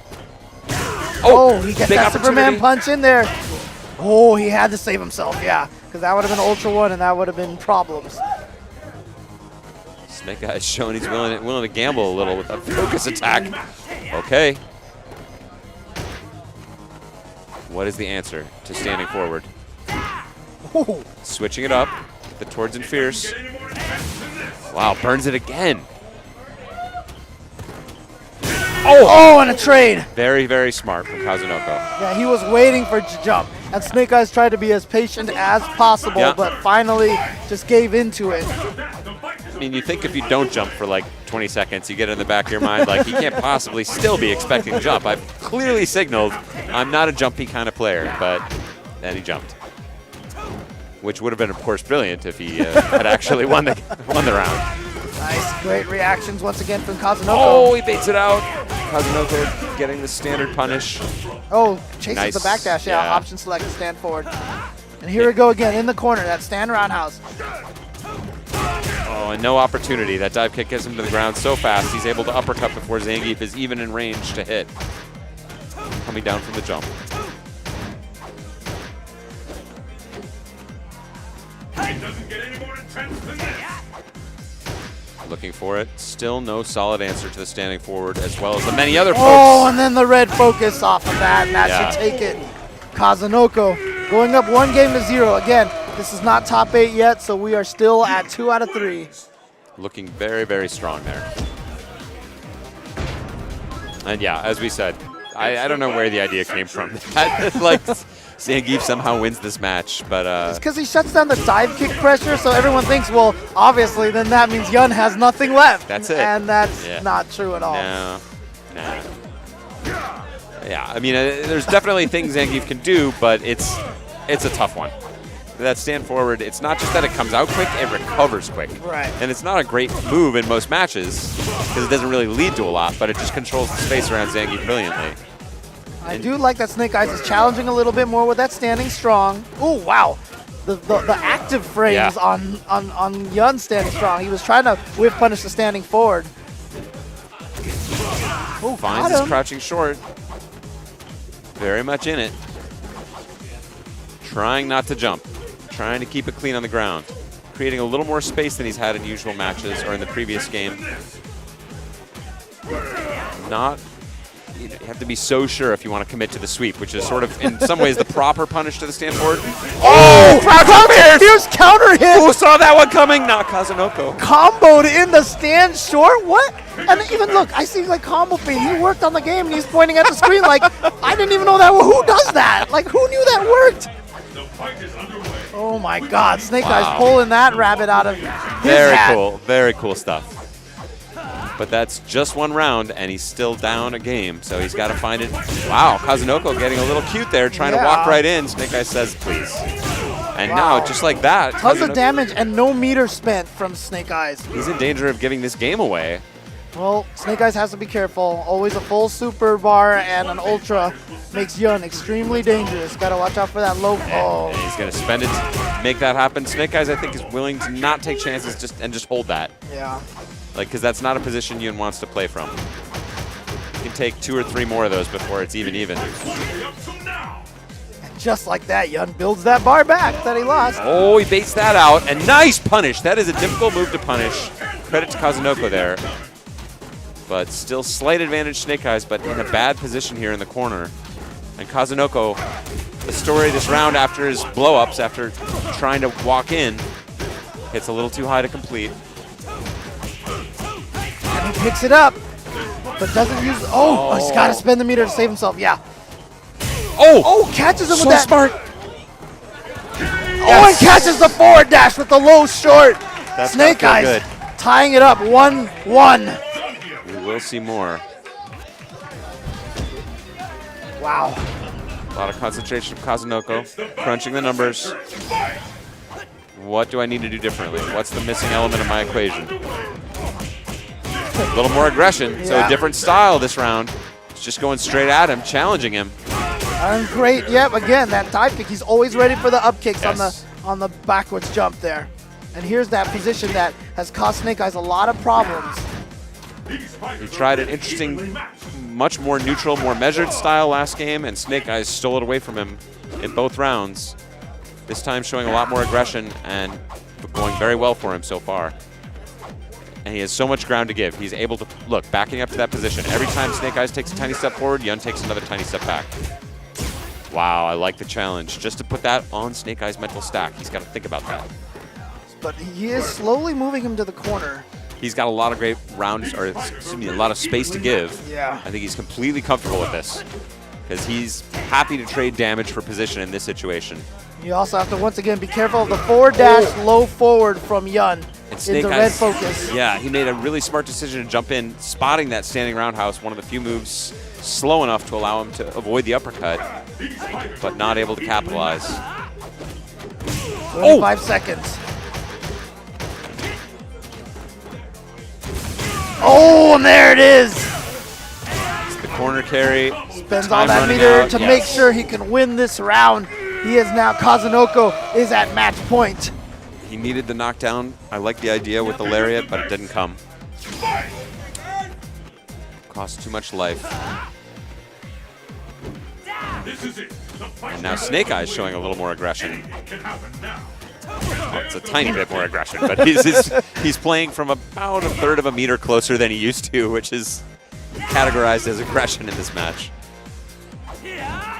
And interesting, Kazunoko adding that. So normally that stand around house is just a button he uses in the corner, but he's using it here in the mid game now, because when he does connect it, it does cause that soft knockdown, but Snake Eyes got the proper whiff punish on it, so we may see a little bit more measured use of it now. Zangief approaching. Trying to make some good guesses here. Oh, he's in. There it is. Kazunoko gets in there. And it's basically the advantage of that neutral jump from Yun, which is so strong, is he gets to make the decision after Zangief. Zangief has to commit, and then you can try and dive kick to punish it, which is just allowing him to control everything here. Snake Eyes is now running out of time. Nice crouching jab, but he's going to need a lot more than that. Yes, interestingly enough, Snake Eyes has never been able to build up 4 bars to go have the EX screen hand. Oh, that is it! And Kazunoko takes it over Snake Eyes. That's a tough draw for Snake. I mean, yeah, Zangief has a lot of tough matches. Right. So, yeah, that's not like a shocker, but yeah, Yun in particular, you definitely have a few that you're hoping a little bit more for than others, and Kazunoko was, I'm sure, near the bottom of his list. Kazunoko is going to advance into top 8 on loser's side. But coming up next, we're going to have Momochi, and he's going to be going up against GamerB. Now, GamerB did defeat Momochi at South by Southwest in winner's bracket, but then Momochi was able to come back. Oh, no, wait. Was it Kazunoko that he beat? Yeah, it was Kazunoko. He beat Kazunoko. But GamerB and Momochi, 2 of the stronger players right now. I'll criticize his stick handling there for a minute. I get nervous when people hold the stick by the joystick. Yeah, you saw me do that once, and you're like, James, I can't believe that you're even one of the people doing this. You're torquing the whole mechanism when you do that. You're gonna burn out your contacts. For God's sake, I expected more of GamerB. Well, when you're one of these sponsored fat cats, you know, the sticks just flow like water at you. Exactly. So Right. Get so many more joysticks. throws them out after every match, probably. This guy. No, It's like when you see those tennis players, they're switching rackets during Yeah, it. exactly right. It's like they're just switching joysticks, whatever. I don't need this one anymore. He's got ball tops. Never mind. I was gonna say tennis players stuff the balls into their pockets. And We're just going down nope, a going down a dangerous path. It's been a long day, James. It's been a long day. Let's not Oh man. But keep on that high road, man. curious to see what the character matchup is going to be. Yeah, no, both of these guys, including, I mean, we could even see an Elena. I don't know if these guys have asked for a blind select. Doesn't seem like it, not yet. Although Momochi is doing another one of, I'm stretching my hands until you pick your character again. And it seems to have worked out for him yet again. I can't believe no one's wise to that. That's literally one of the oldest hustles in the book. According to Spooky, the Arturo Sanchez, and so, I mean, every definitely locality has one of those dudes. Definitely Yeah. one of the. I mean, if it's an old tactic, it's definitely something that Arturo Sanchez could be have been using for years and years. But this is the mark. I think this is going to be a more exciting matchup with Adon and Ken rather than an Elena. Yeah, I mean, well, the nice thing about Adon, Stan Roundhouse can kind of cover the zone of the step kick. Yeah, a bit. Oh, and there we saw that situation where GamerB would have been better off just landing on the fireball instead of trying to avoid it. Yeah, Here comes Momochi. I do think this is tough for Adon. He's got some good normals, like that one. He's got that good normal. But yeah, he's got a lot of work to do. Okay, there it is. Oh no, that's supposed to be a forward Yes. jump. That's why he's got to replace that stick. No, I'm kidding. Good carrot Wow, throw. max range, beautiful carrot throw, and gets right behind the reversal from GamerB. And interesting enough, it's almost kind of nice that it got hit because then it just was a soft knockdown, one hit of the It's true, hurricane. yeah, it didn't lead into anything for Ken. But he's still playing from behind a little bit here and looking to create, wow, great positioning from Momochi to be just out of range for that Jaguar kick. Now Momochi, yeah, wants to get it done simple. You can see it a couple of times already, even against Justin Wong. GamerB gets antsy, and then he will throw out that Jaguar kick eventually. And if you have your distancing on point, then he misses that a lot. You can get There we punishes. go. Yeah, and that's the thing. The Jaguar kick is so dominant, but against a particularly mobile opponent, even if you're playing a character that's not that mobile, but you're choosing to make yourself more mobile, it can be as much of a liability as it is an advantage. And I think that puts him back on the sort of footsie game we're seeing now, and that's not the position you want to be in against Ken. Standing roundhouse is great, but not against all the different tools of Ken. Yeah, Ken's footsie game, ground game, especially with that step kick. So powerful. But GamerB very much hanging tough with pretty much one button and a couple of Jaguar kicks here. Ooh, great whiff punish with the step kick against that stand roundhouse. He gets the sweep and he's in. Okay, here comes Momochi. I feel like GamerB was scheming before in the neutral game. We'll see if he's still trying to set up something. No? Oh, there we go. Gets the uppercut FADC. After that weird neutral jump again, I almost feel like, is that another mistake? But he's got just he does it again. Maybe it's a setup. He's got something in mind. Yeah. For sure. Oh, Wow, smart. very smart crouch right into the jab.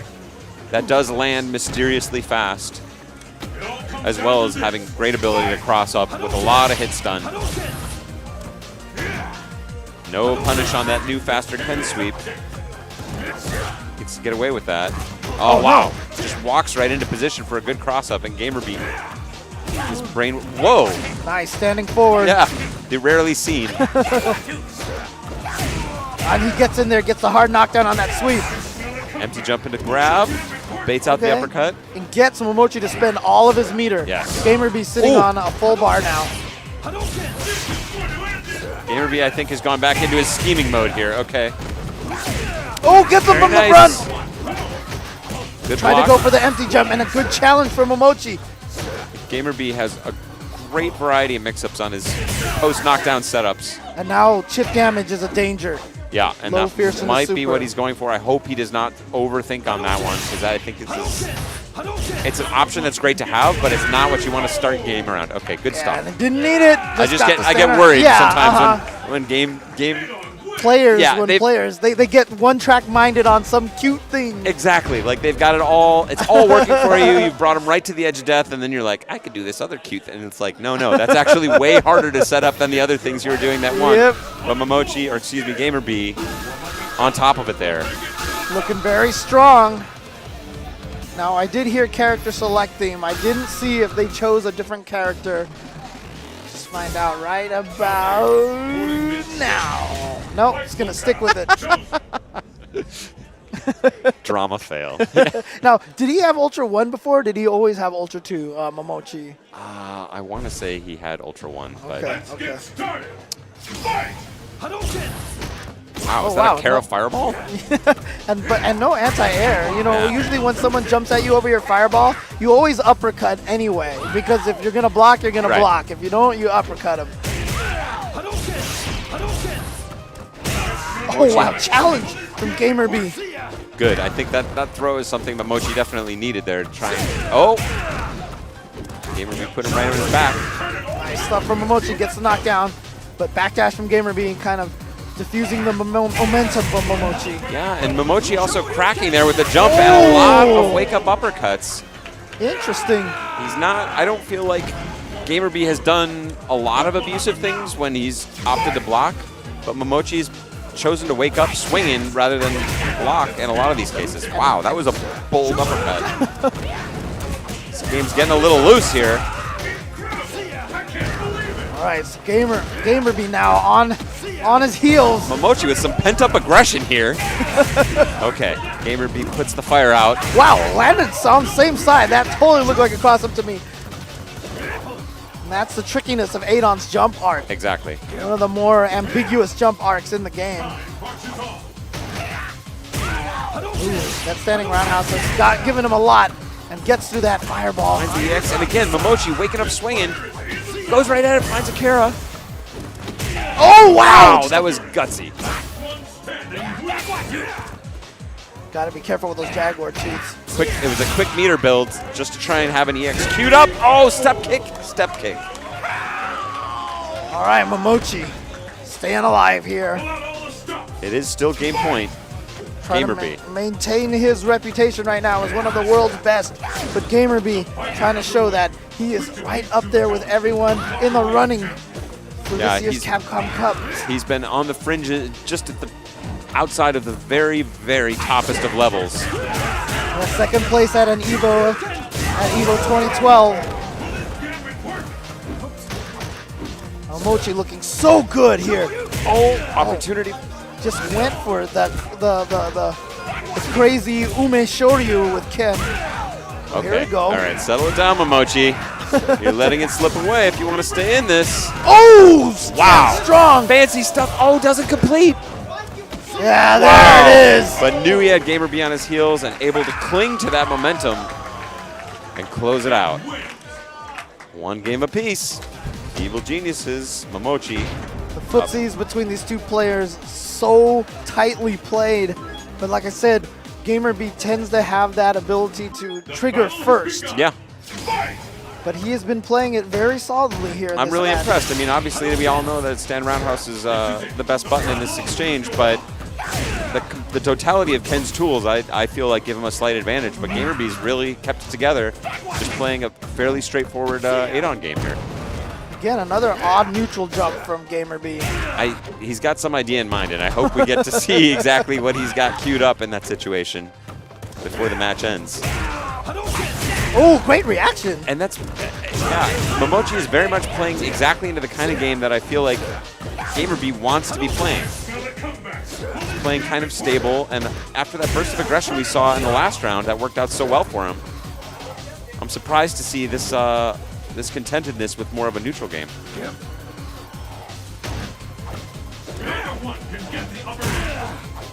I mean, Gamer B's had his standing roundhouse countered a lot by the whip punish of a step kick, but it really hasn't stopped him from using that button a lot. No, you have to have that button. Without it, there's just not enough game there to contend with Ooh, everything. is he close enough? He is. To but get it that doesn't EX kill. uppercut. What? Wow, just goes for though. Sweep. Meaty sweep. Cool. Great stuff. Gamer B once again match point. He had an idea. Maybe he thought Ken would wake up with a jab. Nice confirmation there into the fierce uppercut. What? Oh! Dirty OS. Oh, and now he uses Terra that throw. to get the uppercut. Oh, and a mistimed safe jump. Oh, he stays in the front. Gamer B coming back. Gets him low. No. Oh, but you know what? You can't uppercut him when he's crouching. Yeah, that's true. Didn't want to risk it, so smart play after all. Ooh, crouch, get right under there. And Ken gets back to the open seas of mid-screen. Great reaction from Gamer B again. Oh, and he baits out the uppercut. Damn, the meter. Momochi lost the meter. That's so key in this situation. And now he wants to just trade with that roundhouse again. Force him to trade. Get back into that range. Force him to trade. That's what's in Gamer B's mind.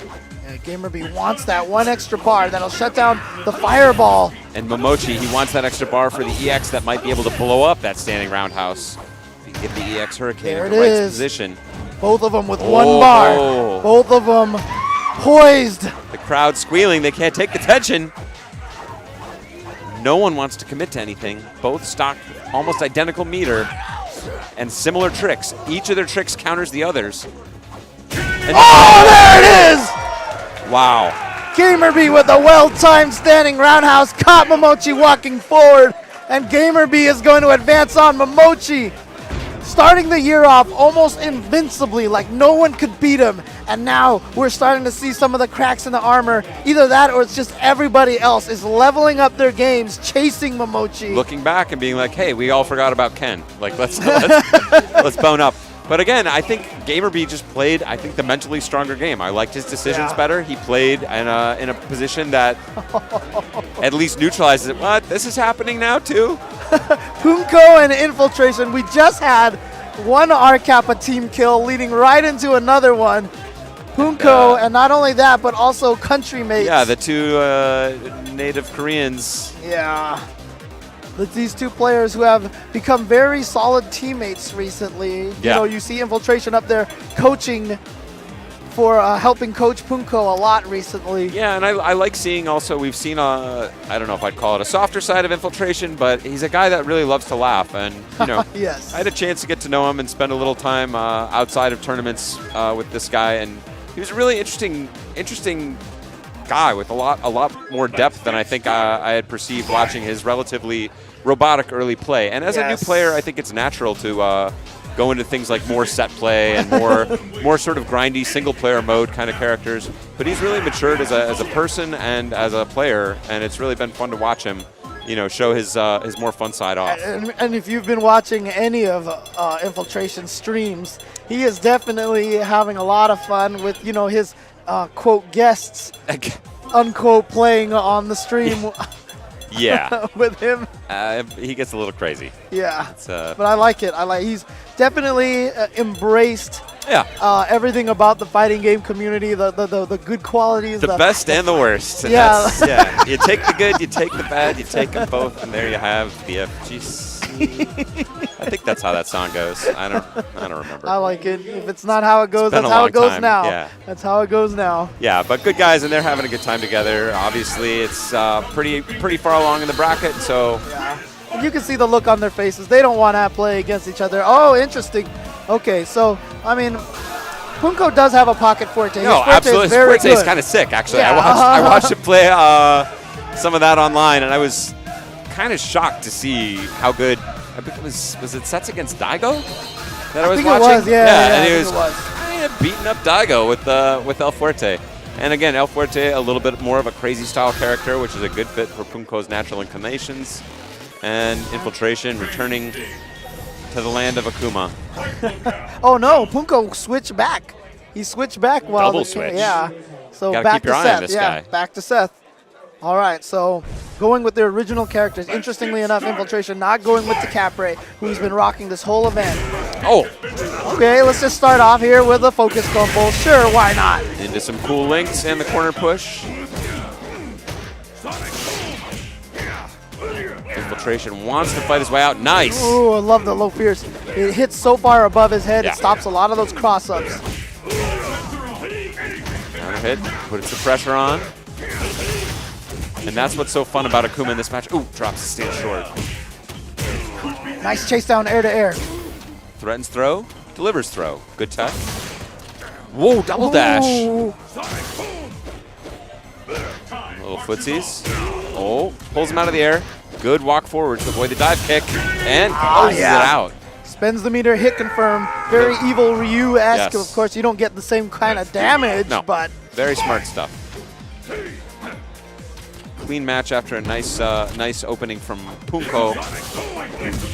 Wow. wow, catches the arms with the dive kick. Oh! Ooh, no uppercut from Infiltration. Very Yeah. surprising. Punko. Once again, I really just like the use of the standing forward that Punko. Yeah, sets a lot of crazy buttons.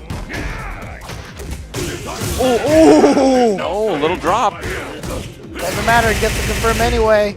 And now you got to imagine Akuma close to stun and Infiltration not bashful about wake up uppercuts. Building some distance there towards the roundhouse. The second time, you know, that dive kick, even though it pauses the dive, he just whiffed one low strong into the second low strong. Yeah, no, he just wants to touch him. Make sure he doesn't get any advantage on the ground. Oh, and there's a nice meaty stand roundhouse into the face. Really wants to. Oh, nice overhead. Oh, I like that idea. Great stuff, yeah. Lost the dash guessing game. Everybody's throwing out buttons, but mine connected. Who will emerge victorious? One round apiece.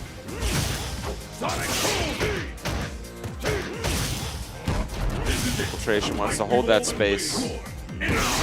Oh, Very gets nice. the crumple from a full screen, goes for the hard knockdown, yes. Wants to keep the pressure simple. Punko doesn't overcommit. I really like this corner control from Infiltration, kind of playing a very patient, reactive kind of game. Good chase down. Yeah, no, he didn't give anything away. He didn't go for anything crazy, but he didn't let him get out. Kept nice, safe pressure on him the whole way and scored a lot of damage in the process. Very, very clean there. Very clean round from Infiltration. Spent that meter on the EX uppercut to make sure that it would kill. Will Punko, okay, goes straight back to it.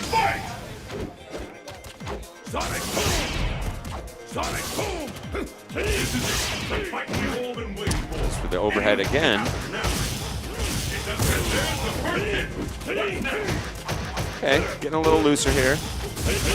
Nice. Like I said, I love this distance that Infiltration Yes. holds in the corner from Punko. And he's showing a lot of it. Wow. Great chase down, yeah. And then a whiff a jump attack into SPD. Puts your brain a couple of frames behind. You think maybe you're still blocking, but you were never blocking in there. Ooh, Yeah, that's dirty. such a sick. And gets him to wake up right into the fireball for more frame advantage. Good pressure. Oh, nice. Double dash into regular throw into the corner. Stays in front, but Infiltration, he must have seen that trick before. But here we go. Punko, one chunk away from taking this. What? Ooh. And I love the stand forward after that, walking forward. Oh, wow, he went for it. He went for it. Infiltration, didn't believe. Gotta believe, man. Well, no, you don't.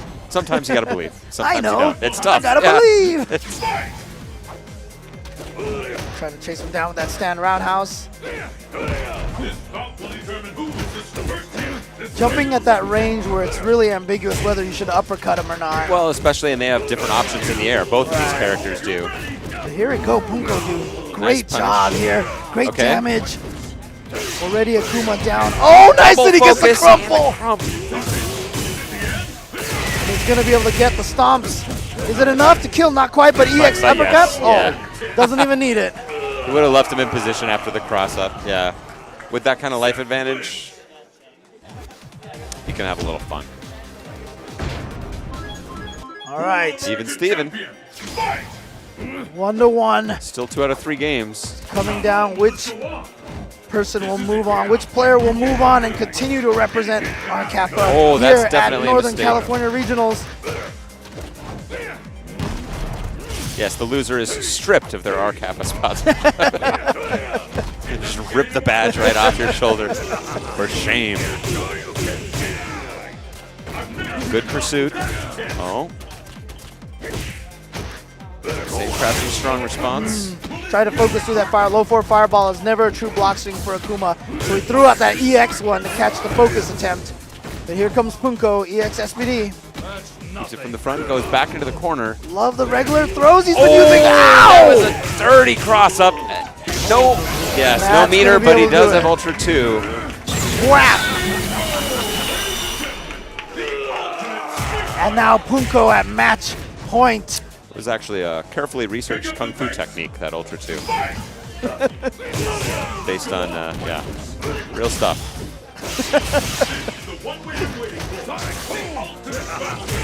That's where he stole that technique from, yeah. Okay. Wow, it's all infiltration this round. Good pressure, and like to stand forward again. Trying to catch him hitting a button. Oh, just a little off. Oh, I love that. Oh, Hurricane to try to get over? Will it be behind? It's a tricky Oh, he had hitbox. already hit the jump roundhouse. Yeah. Hit it. Just wants out of there. Nice adjustment with the wall dive. Oh, no! Bad decision. That's the problem with the Tandem Ninja. Yes. It's like worse than a fireball because there's nothing even to hit you on the way up. No. Once you're in the air, you've avoided it, and it's a free jump and attack. Punko wants some of this. And this is the final round, one way or the other. One of these guys going home.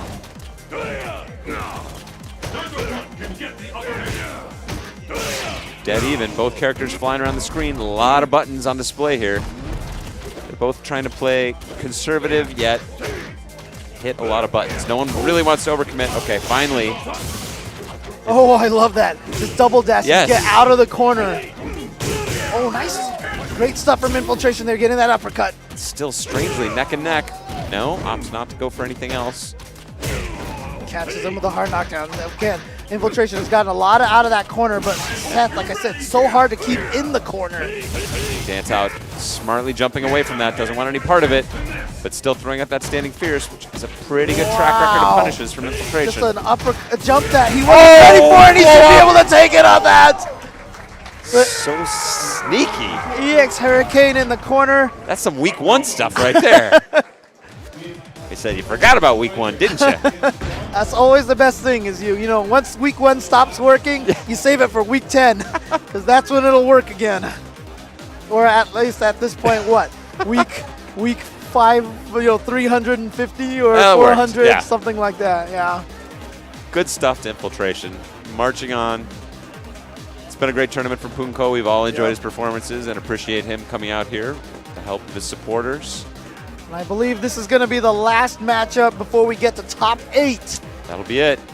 And once, but this is Gustavo, Yes. who we saw put Momochi in the loser's bracket, which set him up to be defeated by GamerB.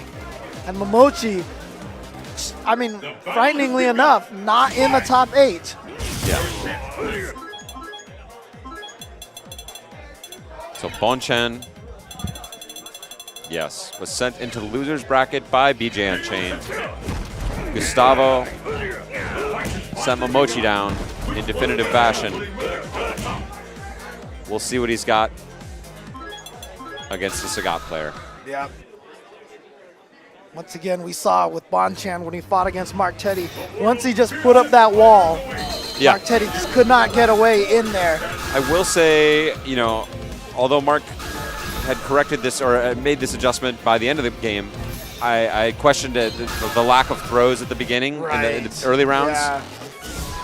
So Sagat wasn't hitting a lot of buttons. I don't think you can get away with the same level of defensiveness against an able player. Right.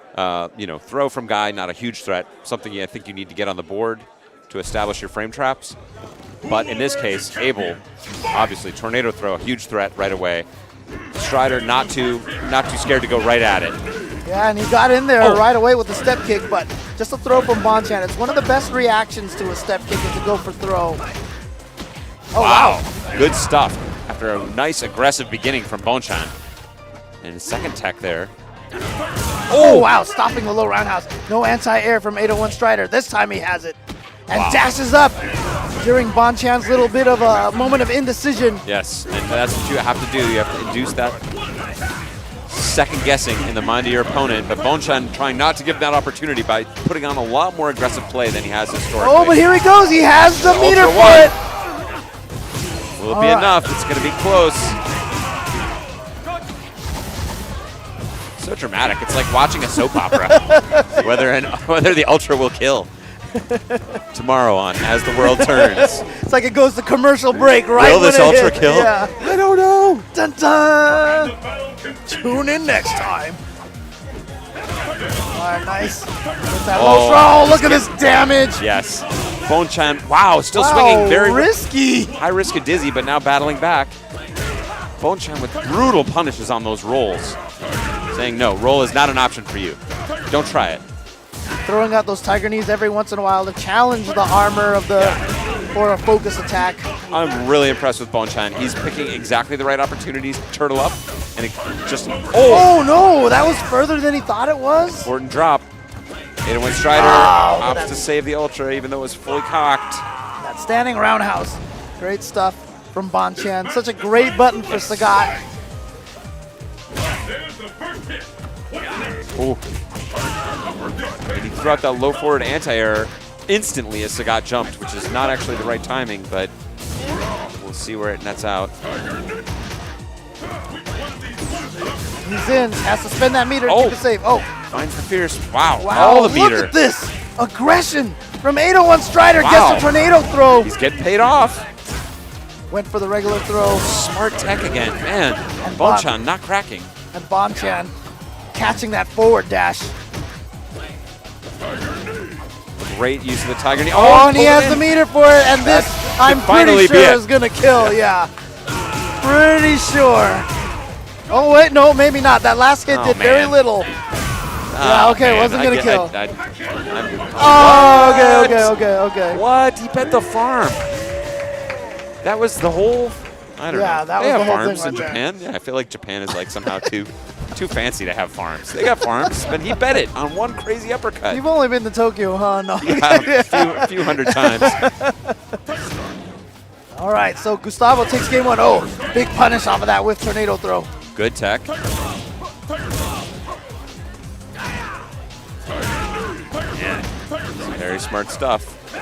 Love that distance on that roll there. Knew that he could recover right when he passes the tiger shot. Makes it much safer. He's fishing for the counter hit. Oh! Just denied again. How does he know? Bonchan has really great usage of that tiger knee. He is just abusing the normals, making Strider reach deep in this round. And this kind of, aggressive sequence is what got him paid off last game. Not happening here yet. Oh, wow. Oh, yeah, there we go. FADC. That's the forward Bonchan dash. special. Yeah, he'll dash in there like he's going to throw you. Wait just a split second. Let you realize you're not being thrown. Then with the short chains. Great stuff. Oh, once again, 801 Strider taking advantage of that little bit defensive nature, gets another one. I think this is what he needs. Look out for the uppercut. Oh, he just gets hit. Oh, but that, Oh, out of range. And Uncharacteristic. 801 Strider here. Oh, Oh, nice beautiful punish. neutral jump. What a read. Yes. Bonchan is very much not out of this. Oh, he was so worried about that uppercut missing again. No. He chickened Oh, out. that worked. Oh! Is he going to go for it? No, No. he's not. Counter hits for days. Oh, the EX tornado throw. 801 Strider says, we're on the verge of finals here. You better go for that when you land an EX uppercut. Don't think you're just going to like grind it out against me. EX tornado throw. All right, and 801 Strider staying alive here. Match Definitely point. has more resources, but Bonchan has been making so much work out of that low strong, catching a lot of 801 Strider's forward dashes. Oh, smart change of direction. Says you got some patterns too, Sagat. Wow. Regular throws. Just keeping him guessing. Nice. Oh, but he Risky held it too uppercut, long, so yeah. he couldn't ultra.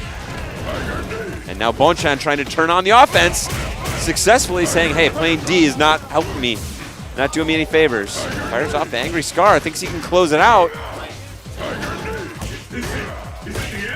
Oh, counter hit! Counter hit! That could Step be it. kick. That was a counter hit step kick. He read that. Is this gonna kill? Tune in next time. Yeah, I don't. Not quite. Oh man, What? Pixels away. He wants to do it. Oh, no, He don't knew do it. it. He said he Don't wants do to it. do wheel kick. Don't He do wants it. to do EX wheel kick. Do it. And Bonchan says, I phoned it in against you. I didn't push it to the next level. You made the same mistake. That's exactly the sad trap we talked about before, where you're playing a great game. You decide to lame it out with some obvious chip damage. Your opponent reads you all the way. Yep. big plays here coming out from both players. I mean, Great stuff. at least you want to throw out one whiff move beforehand to see if he's just reacting to your character doing something. I only accept that kind of stuff if at least 10 seconds of not doing it has passed. But yeah, I don't know. And the man. EX wheel kick also just doesn't have very good startup. No, It's a slow that thing is move. slow. Yeah. That thing is slow. It's just because Abel doesn't have anything. And what do you? Right, EX change of direction. Yeah, or change something. of direction might be a I think better it's- option now. I think it's better. It's just the wheel kick does so much chip. It's Right. like you don't have to like worry about it. Exactly. Well, here we go, 1-1 between these two players, and a great start here for 801 Strider getting right over the Tiger Shot, and he baits out. This Tiger is having uppercut. shades of Momochi's match. Oh, okay, nice, all beautiful right. backdash from Bonchan to get away from that. Tornado throw might have caused a stun. Wow. Okay, that is a that great punish. In time? Yes. There's a lot of recovery on that tornado throw. That is great stuff from Bonchan to bring him back into striking distance of this match. Oh, what a backdash to Dash. avoid the meaty. Oh, he's waiting, showing him a lot of respect. Too much respect? We'll Again, that see. low strong. Oh, he's bobbing up and down. Lands the kick. That's the biggest problem with Abel. Once he gets those low jabs, there's really not much he can get out of it. The exchange of direction is really all you can do in the combo department. Anything else like that is just a guess. Oh, wow, the step kick finds its target. Another big opening for 801 Strider, and it is match point in his advantage. Can he send Bonchan packing? Oh, again, that low strong.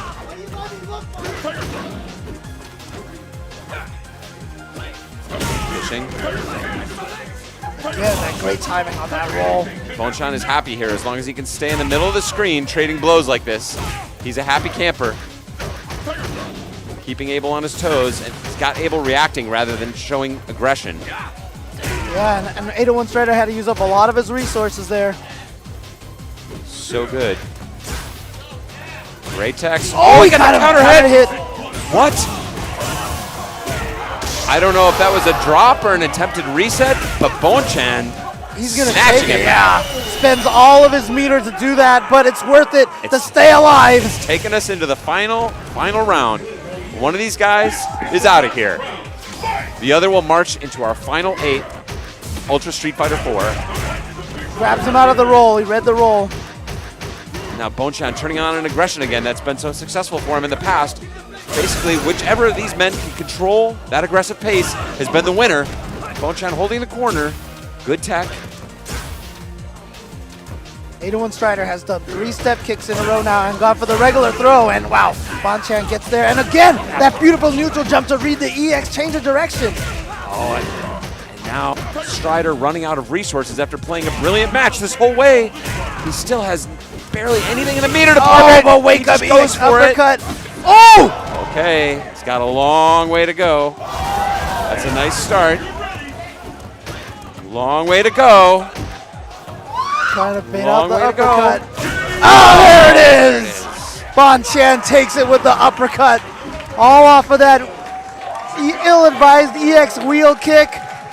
801 saved Strider. Bonchan. Yeah, and he knows it was right there in front of him. Bonchan has to know how close he came in multiple matches now. Like, it's come so close. I think Strider's going to have a lot to think about. That wheel kick definitely is a stinger. He, he wasn't guaranteed to win the match had he not done that, but clearly he was read very beautifully by Bonchan, and that hurts. But he played a great match to take it that far, and that will not be the last we see. The last we may see of him at NorCal Regionals, but not the last we will see of him. For sure, one of the on things, Capcom I mean, Pro Tour. a lot of these players in the losers bracket, Bonchan, like I said, sent to losers bracket by BJ Unchained, it looked like we were getting some sort of parity in terms of skill level and all the different areas, and the players in the losers bracket here in Japan trying to show that there's still a little bit more dominance on the Asian side. So. Well, I think, and also, but I mean, who would have expected BJ Unchained and 801 Strider to necessarily be the two to eliminate a guy who's coming in here in one of the strongest roles? Right. As you know, I'm a fan of 801 Strider and his play, and Oh, BJ yeah, Unchained for sure. obviously just had one of those out-of-your-mind matches, who's also been elevating his game. But it's fun to watch players sort of learn new respect Right. for each other as they come across. For sure.